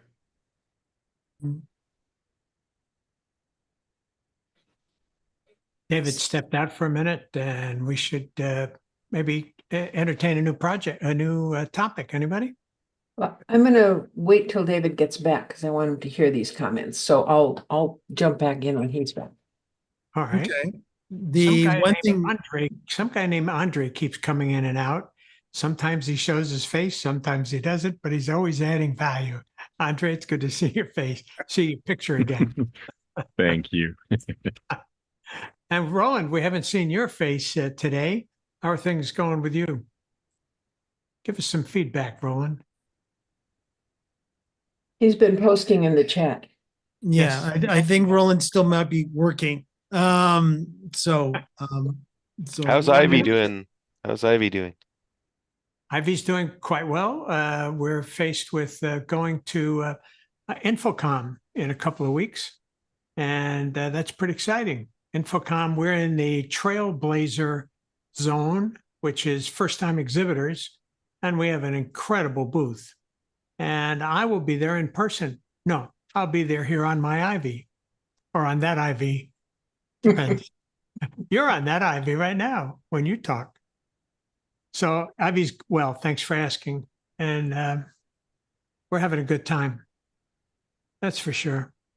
And Roland says he's at work and listening. That's good. That's good. We're just glad to have the regular faces. It's easy on Mike and I when we know the regulars. It's when these creative names show up, you go, wait a minute. He started with a regular name and he went to something quite provocative. So we had Zoom and creative too. Yes. And creative. We had a big Zoom bomb probably 3 years ago where 4 guys came in all at once and they all had provocative photos that were that was their name photo, unlike the handsome one that Andre's got. And it was difficult to react fast enough because they all came in at the same time. But we've been very fortunate. Haven't had that since. Was that before meeting? Or was that before waiting room? Right? Yes. Yes. Yeah. Yeah. So and before the red menu item in the security icon of shut everything down. Right. And that's it. No, it wasn't. The red button did exist at that time. It was fairly new, but it did exist. Yeah. It was here. Yeah. Pete put something in the chat, and I'm not quite sure what it means. Does anybody else figure that out? Of what do you refer, Lois? It says, Pete says, here is one. A client I work for has a huge TV monitor for the live panel that is connected through the second Zoom window. At the same time, it is also connected to a broadcast feed and another monitor. You have any idea what that's all about? Is it an issue? Pete would be the there's a second. There's more if you keep reading the chat. Right. So the issue is that the huge TV monitor sometimes goes out. Ah. A defined going out would be the next follow-up to that. Sounds like loss of signal. No signal. Yeah. It sounds like to me that either the TV is timing itself out depending on the type of TV that is being used. Out of range too. Oh, it could be that if you are using HDMI, you could be pushing the limits of the HDMI spec. Yeah, So I can think of 20 reasons this could happen, and without lots of information, it's guessing, right? Yeah, no, I'm following all the updates as Pete's adding them. So he said yes when I think I said HDMI. So yes, I would definitely switch. How long is the HDMI HDMI run? Is there any distribution amplifiers in the middle of the HDMI run? Is it the right kind of cable? Roland added something, I think I mean sometime, it's resolute. Whoop, that's gone. Never mind. He removed it. Oh yeah, no, what Roland was talking about was EDID, which is the information between the actual computer in this case and the TV monitor. But again, if the EDID information did work initially, then it wouldn't have showed up in the first place. And is there a Mac involved? Because Macs are really tricky with the HDMI EDID handshake. Yes, they're notorious and cause a lot of grief for the live event producers locally. There's a reason for that, though. And Pete says, I have nothing to do with the hardware. Yeah. I only operate it. There's too many clients in this. Okay. So now that David is back, may we return to something earlier? Yes, hopefully. Yeah, go ahead, Lois. So thinking about this meeting and how to make this meeting more secure. One of the things that we do in this meeting is we allow individuals to rename themselves, and we allow individuals to turn on and off their video and put their placeholders when you turn off your video and there's a placeholder there. And in another meeting that I'm in, which is the daily Pray for Peace meeting, we don't allow people to have their placeholders. If you turn off your video, it just has your name. That's all it is. And so that's one way of not having people able to show their, bad content. The other is that you can allow or disallow virtual backgrounds, which is another way that people show bad content. What we could not do is protect against smart, tech-savvy folks who know how to use OBS or something else to replace their picture with some other content. So if the only way of doing that would be to turn everybody's cameras off, and I don't think we want to turn everybody's cameras off. But there's a possibility of making it slightly more secure that way. What do you think, David? Making it more secure by I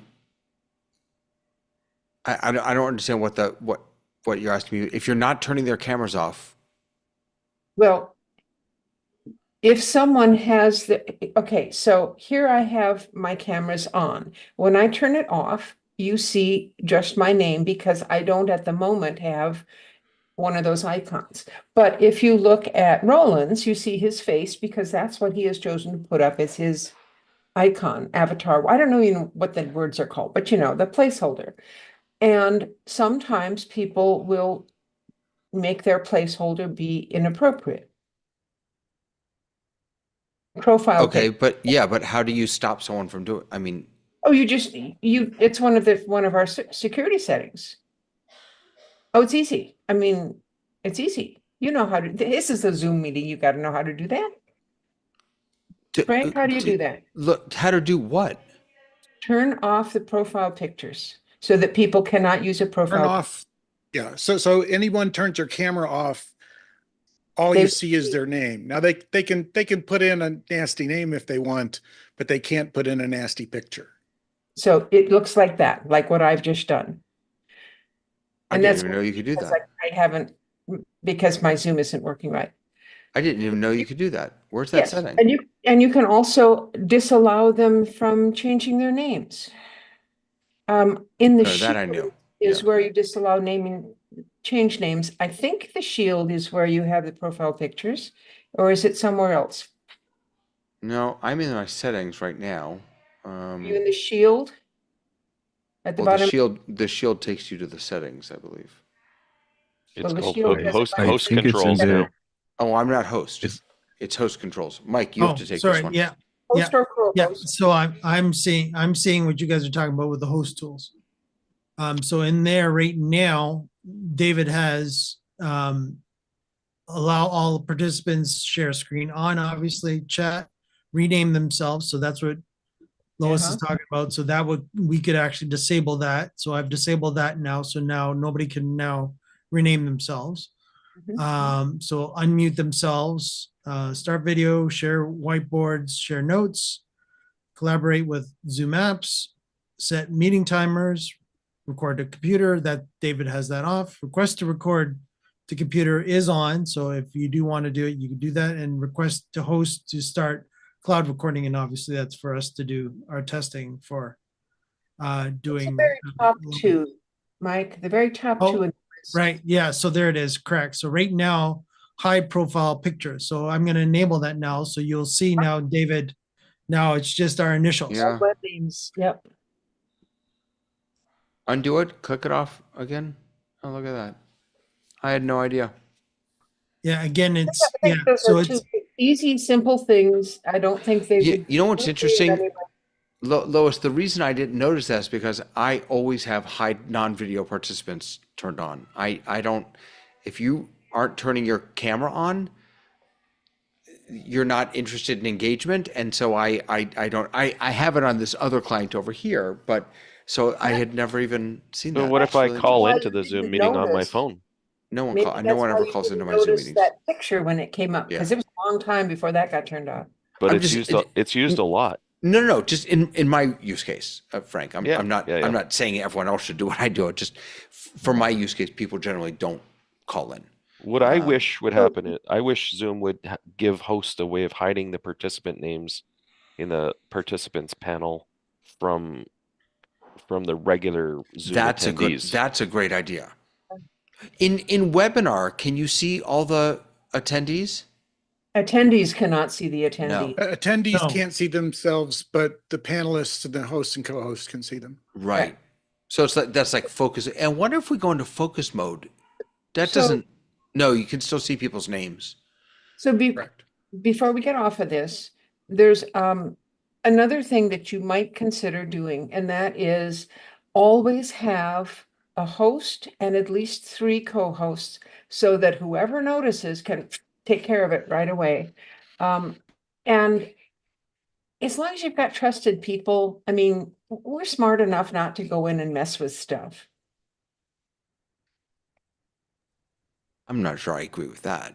I mess I'm with stuff smart all the enough. time. I mean, I'm a good co-host. you are. Yeah. I didn't even know about the avatars. That's really interesting.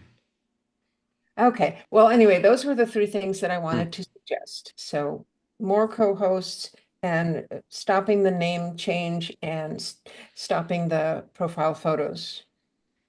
yeah, David, the only other suggestion that I could give would be to turn on registration of some sort for the meeting, right? Right. And That I registered page. right. And I absolutely see the value in that. I just can't it's just one more look. I've spent the past 25 years of my life desperately trying to get people to make it easier to get people into my temple.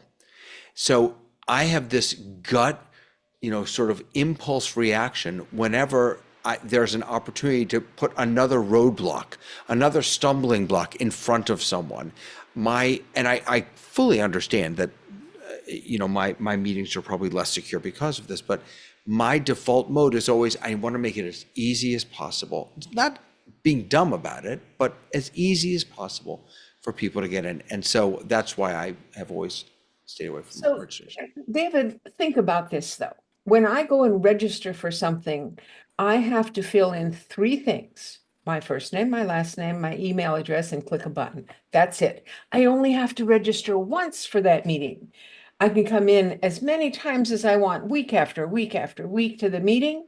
I never have to register again. It's a one-time, really easy thing to do. As long as you're logged in with the proper email address to your Zoom client. It doesn't matter. Not necessarily, David. You just register. If you don't have authentication required, they don't have to be logged in to their account or any account. Well, then how is that helpful security?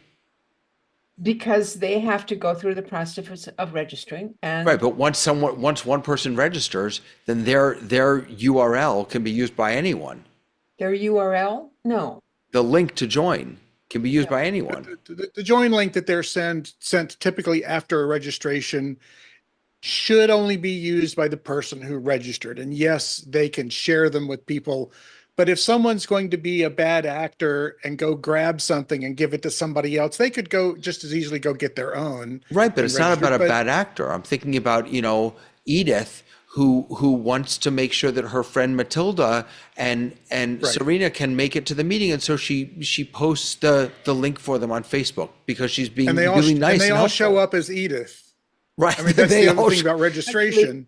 They show up as Edith. The first one shows up at the Edith. The second one, when they show up as Edith, I think they kick out the first one. The third one kicks out the next one. Well, I got a perfect example of this, actually. This actually happened to me this week, that I was invited to a meeting and the host decided to put out his link for his personal, and he's the host, into wherever.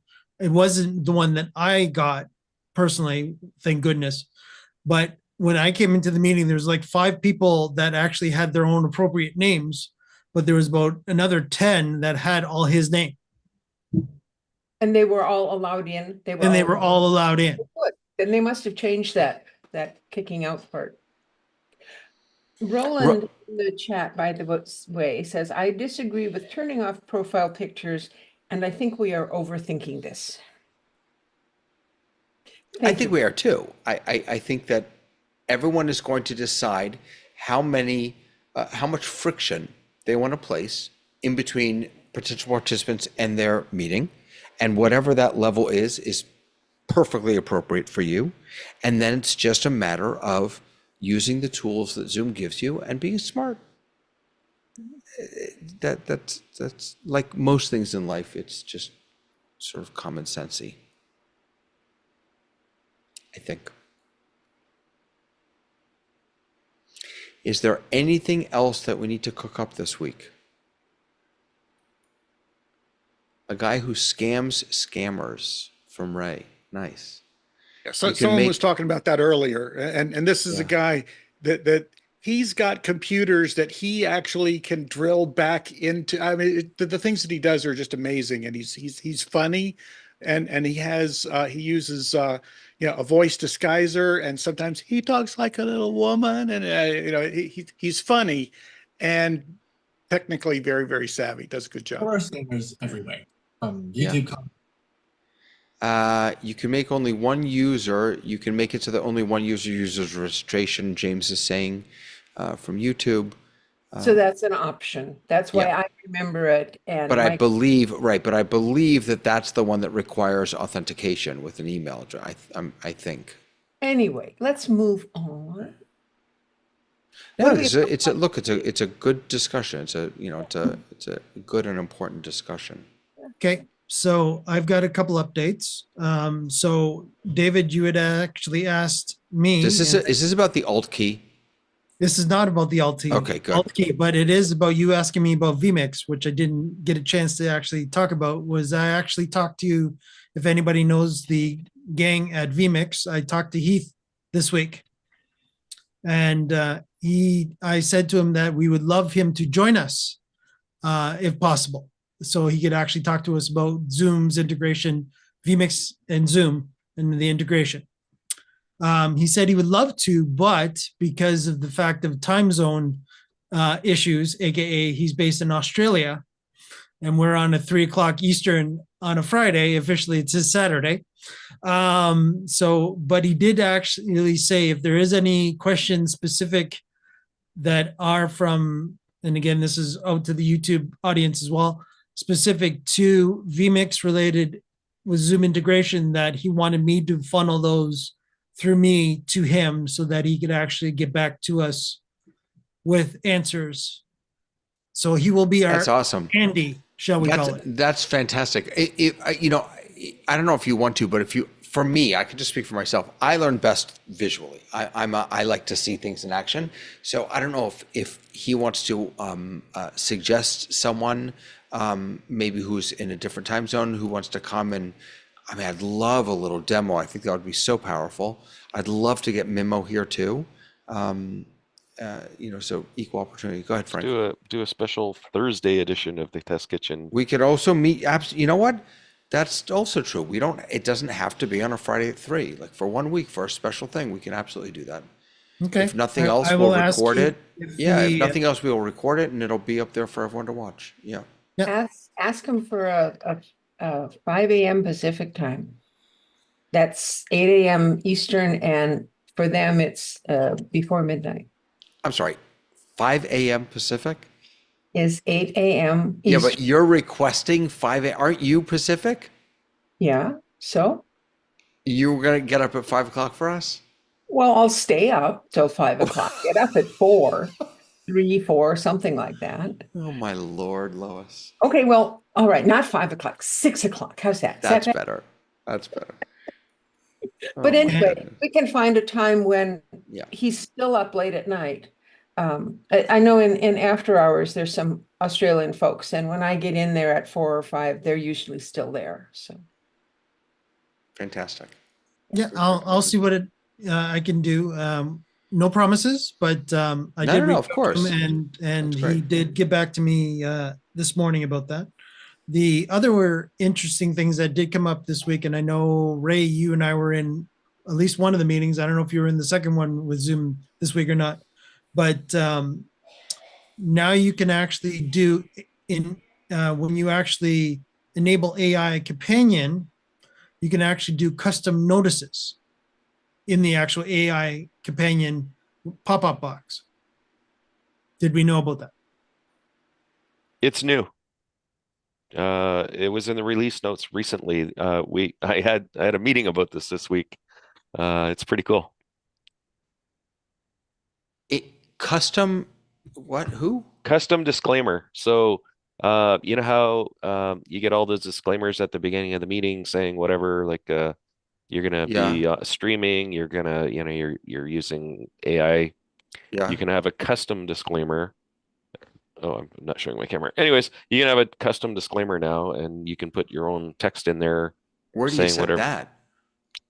I have it obviously account management settings, but I haven't Oh, wow. I haven't Yeah, used I was it yet. going to say, I don't see anything within the actual, once you're in the meeting, I think it's too late, guys, right?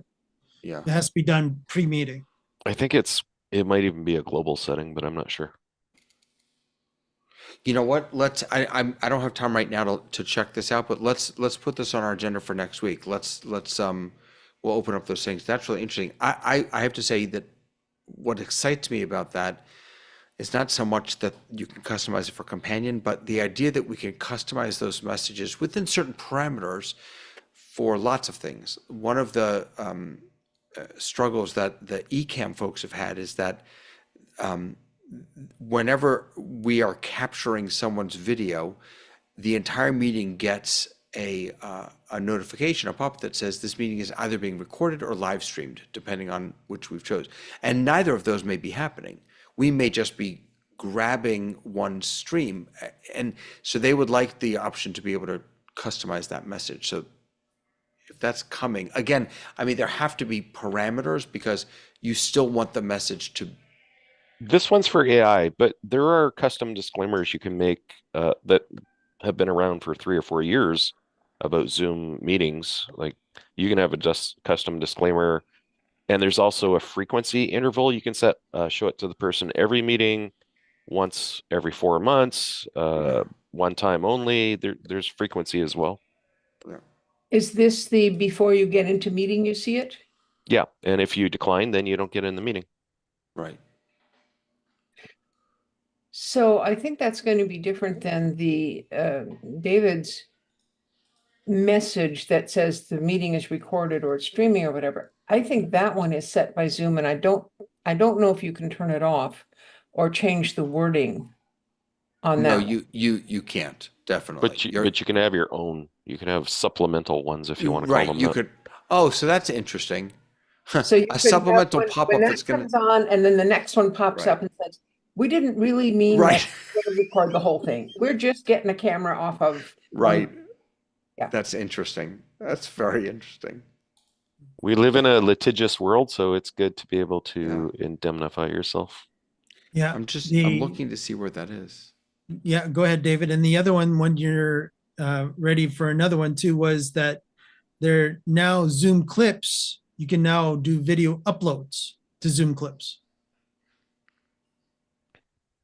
Interesting. More hosting costs get Yes. crazy, and your bill's going to get big. Right. But again, I also took it, and Ray, I don't know if this is true or not. Would that actually work with SimuLive or not? Gosh, maybe not. Okay. That I'd have to look at. That was definitely my question when I saw that in the meeting. in the webinar this week. It was like, does that allow me then to actually move that Zoom clip into Simulive? So I can Simulive that in a webinar now? There's some requirement, I think, that the recording originally be done somewhere in Zoom events, and you can do a replace. So you could actually take that video and replace a recording that's been made in events and then put that into Simulive. That might work. That might be a way to do that. Okay. That was The other definitely, thing that's kind of exciting to me, I've actually seen, you've always been able to customize the waiting room for meetings. Mhm. Now you can customize the waiting room for webinars, and not only at an account level, but you can actually do it for individual webinars. And so it's actually pretty cool. I'm doing an event for a client in June, and I'm going to have a custom, welcome to the Global Academy of Holistic Nursing induction of 2024 sort of a thing in the waiting room video for the webinar. So people who sign in early and you haven't allowed attendees to come in, they'll be able to see that. yeah, I thought that was really interesting and that I saw this week. Was that one as well. So yeah, so that goes back to Zoom Clips. And again, of course, with Zoom Clips, if I'm not mistaken, you could send that out, correct, guys? So you could actually send Yeah. those link out. Yeah, you can share clips. That's So the whole it's point, right? it's sort of YouTube-ish, Vimeo-ish, a little bit. I actually put a link to that whenever I'm sending in a support ticket to basically say, hey, this doesn't work right. For something that a screenshot won't do. But when I click here and click here, this is what happens. And I just point them to a Zoom Clips, Right. feed them their own dog food. And this one actually was interesting that I thought, and I had Frank in mind when I heard this one, Ray. Zoom Compliance Manager. Supposedly, it is to assist admins for their accounts to make sure that I think it was related to marketplace apps, if I'm not mistaken. I'm trying to remember all the details about that, but it was basically this Zoom Compliance Manager would work in conjunction with your full account and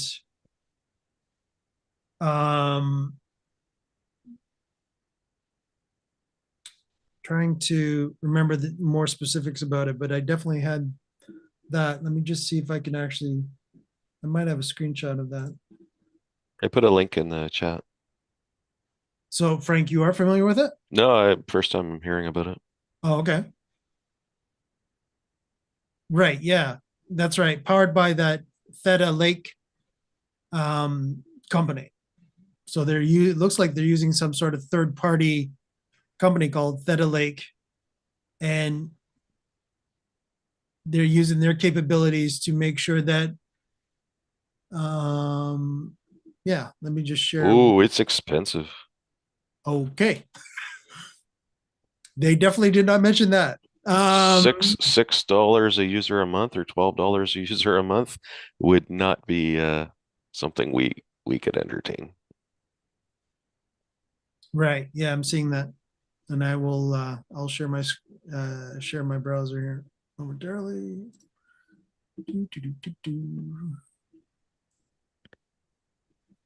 There we go. And if I did that right, everybody should see that now. There's the pricing that we're talking about there. So it is. So it's archiving. Yeah. Archives your meetings, your webinars, your team chat, your messages. All right.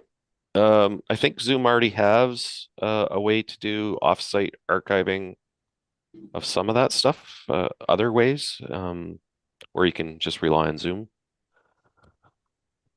Right. Okay. Sounds like they have a new cloud partnership with storage. somebody. Yeah.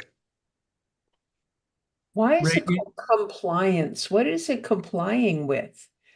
If you're in an industry where you have to do data management and make sure the data is valid and secure and accessible for periods of time. Let's say you're a bank or something. Mhm. It's a compliance rule or law or whatever regulation. I was thinking of like city council meetings. Sure, maybe. Yeah. The stock market, lots of things have compliance regulations. Yeah, so I'm just gonna click on there and see if that. Are you guys seeing that share as well? Yeah, you are seeing that. So this is actually on their site. Yeah, I mean, if you scroll down, oh, you're on the actual site. Yeah. Anyways, I mean, some companies have to do this, and $6 or $12 per user per month is probably no big deal. But for a lot of other people, that pricing would be very high for. That's more than we pay per user a month for our users. Um, that's way more than we pay. So like that's a big price tag. But I guess if you have to have it, if you're if you're making billions of dollars a year as a bank, then it's probably no big deal. But Right, right. And that is so that definitely came up, and that was definitely something that I was thinking of you, Frank, on that, but that sounds like a no. Uh, no, that's it- way it- out of our price range. right, but if definitely if you could afford it, Well, Zoom does it some of that wouldn't be stuff, like for team chat okay. and stuff like that. You can set the archiving period, and I think it's pretty reasonable. At least for my license, I think you can save stuff for 3 or 4 years or something. Then you get into ethical considerations about privacy and how should you be capturing people's messages and but then also, I've had incidents where there's been harassment of one person against another person, and if you don't have archives of people's chats, then you can't prove that there was online bullying or harassment. So it's a delicate and complicated subject. Right, right. I totally agree. Now, there was definitely something else that was interesting that caught my attention this week was Zoom Node and Zoom Mesh, and they're different, but yet similar. Mesh has been around for quite a while, like a year or two, and Node is somewhat new. Yeah, they were coming across that it was new. Um, the when it came to Zoom Node, it was they're both similar to each other, Frank, correct? I don't know as much about Node as I know about Mesh. Okay. Mesh is kind of in a way like load balancing. Imagine you have a corporation with a big office building with, I don't know, let's say 3 or 4 thousand people, and everyone's tuning into the same Zoom meeting. That can really clog up your network. So there's ways like Zoom supports on-prem and off-prem. So you can have basically redistribution locally, internally on your network, and it cuts down on the bandwidth because everyone's watching the same feed. So you don't need to have, multicast it to 4,000 Right, workstations all at the same time. right, right. And I think Node is actually being more um where Mesh has been more on um the how can I say Mesh has been more like if it's similar to your environment, One Frank, one campus versus buildings all around the world or something, right? right, where the node was more of a, I would say temporary, but I don't want to use the word temporary. It's being targeted, I think, towards the live event production world, is my feeling. Sure. Is I where don't I don't know anything about Node right now. Sorry. yeah. Let me see if I can actually find something here quickly on During node. the pandemic, a lot of stuff was hybrid or and we were concerned that our network might get too saturated with HD because we have HD on our account. Imagine, you know, hundreds of classrooms and half the people are online on campus with the with the hybrid people, how much HD resolution clogs up your network to the point where it's an issue? Like, is it sustainable? At Yeah. the firewall level. Yeah, all of that, right? So Yeah. Right. Right. And so mesh, I think only works for webinars, if I remember correctly, something that I read. And yeah, you set that on the inside of your firewall and it brings everything into the mesh, and then the mesh sends the individual video and audio to the participants in your office. So like if you had a large corporation, you were going to have a Zoom events all hands type of a thing, you would definitely want to use mesh for that. Yeah. So I did find what is Zoom Node. So I'll share that with you, with everybody. There you go. What is Zoom Node? So it is the unified hybrid platform, designed to consolidate present and future Zoom on-prem and hybrid solutions.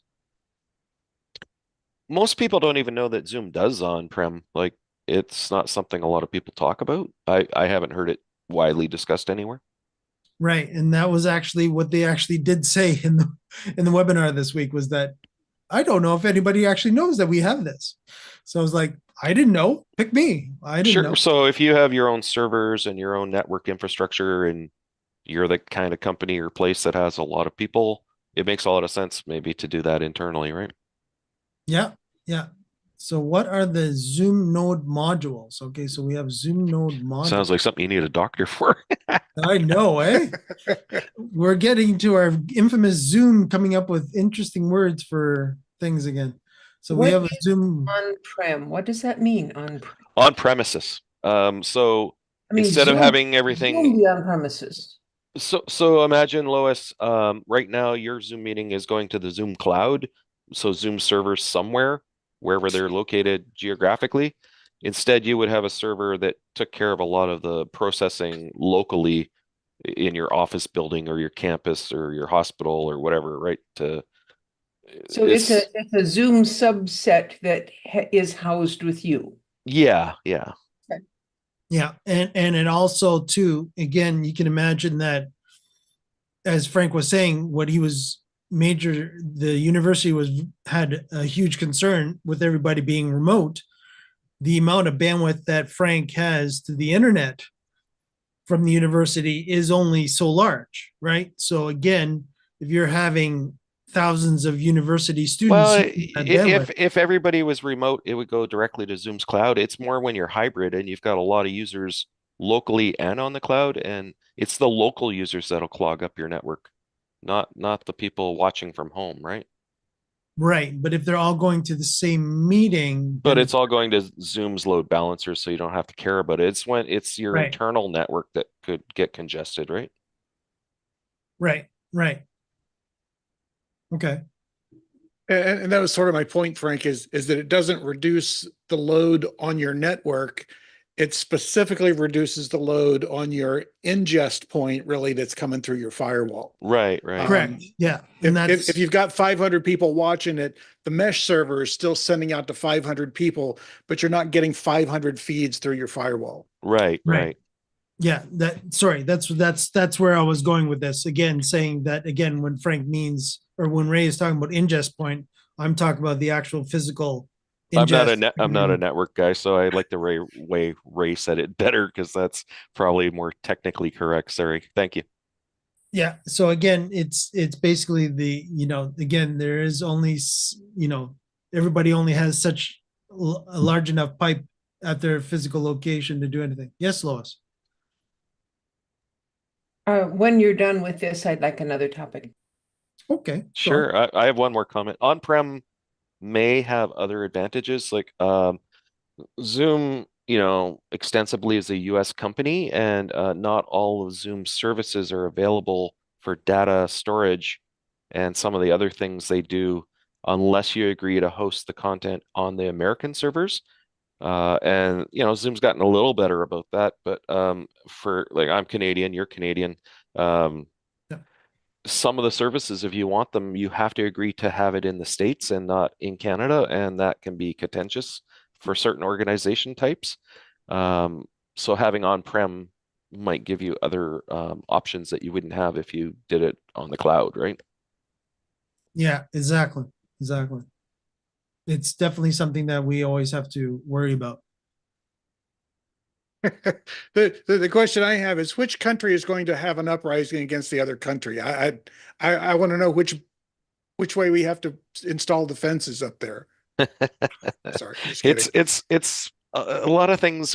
There's mandates about privacy and stuff, Yeah. and Oh yeah. and how long I'm data is joking. archived and stuff. Yeah, so it's like, it's Right. kind of a drag when America has certain laws about security, and being able to read every packet and sniff every packet, and then your own country has different laws about privacy, and you have to you have to make sort of adjustments for that, right? Over to you, Lois. Okay, so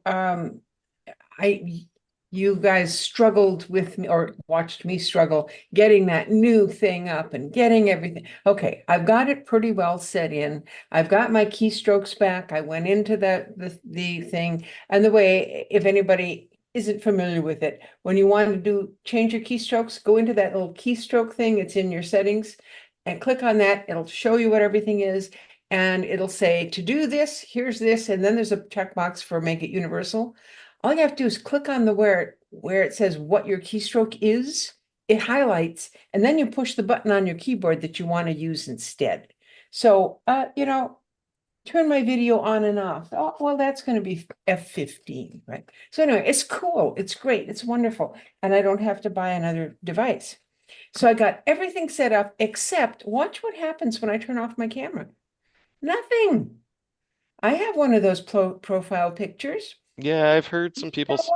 Zoom 6.0 has been weird. Like, even in my own experience, I've never had this happen except for Zoom 6.0. It lost a lot of my settings, and I had to go back and to my profile and remap everything.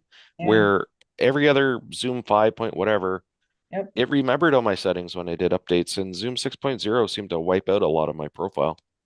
So where do you turn on I thought the profile picture had been erased, but it wasn't. It's there. If I go to my account, I can see it. How do you turn it on in this meeting? I think if you log, I don't think you can do it in this meeting, but I think if you were to come out of the meeting and log out of your desktop client and log back in, it would probably go back to your profile and grab it from there. Okay. I Lois, think. yeah, Lois, can you check your client right now that's running in the background to see if you do have your profile Is the picture there or icon not? in the upper right-hand corner? Yeah, so it was interesting for me, and I've seen a lot of information on the Zoom community about this, is a lot of these settings I set 4 or 5, 6 years ago. I hadn't visited them in a long time. I had to go remember how do I turn that function on again, and dual monitors and all these different things, and keep the aspect ratio, or don't maximize my screens when I launch the app. I had to return that on, which was a drag, but so I don't know. I feel like Zoom 6 did something different from all the other Zoom 5 point whatever candidates. Lois, that was either a good wave or a bad wave. I have figured it out. When I got back on here, it didn't bring me in as Lois. It brought me as an anonymous thing. We have no idea who this person is. She's not signed in or anything. Which is why it doesn't have my profile picture, because it doesn't know who I am. And so I'm going to Because have this meeting doesn't require you to register to be part of the meeting. yes. So I'm going to have to go and sign in, and then maybe that will cure it. Anyway. So are you guys hanging around for another 5 minutes? I'll log out and come back in. Or are you Sure. done? You'd be okay. Sure. I'm going to log out and I'll be right back.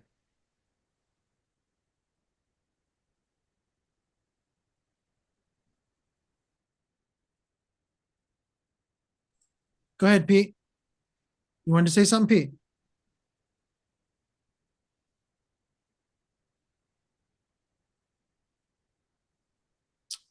Okay. We are still I'll on the d- broadcast. So I was in a Zoom meeting with my boss yesterday.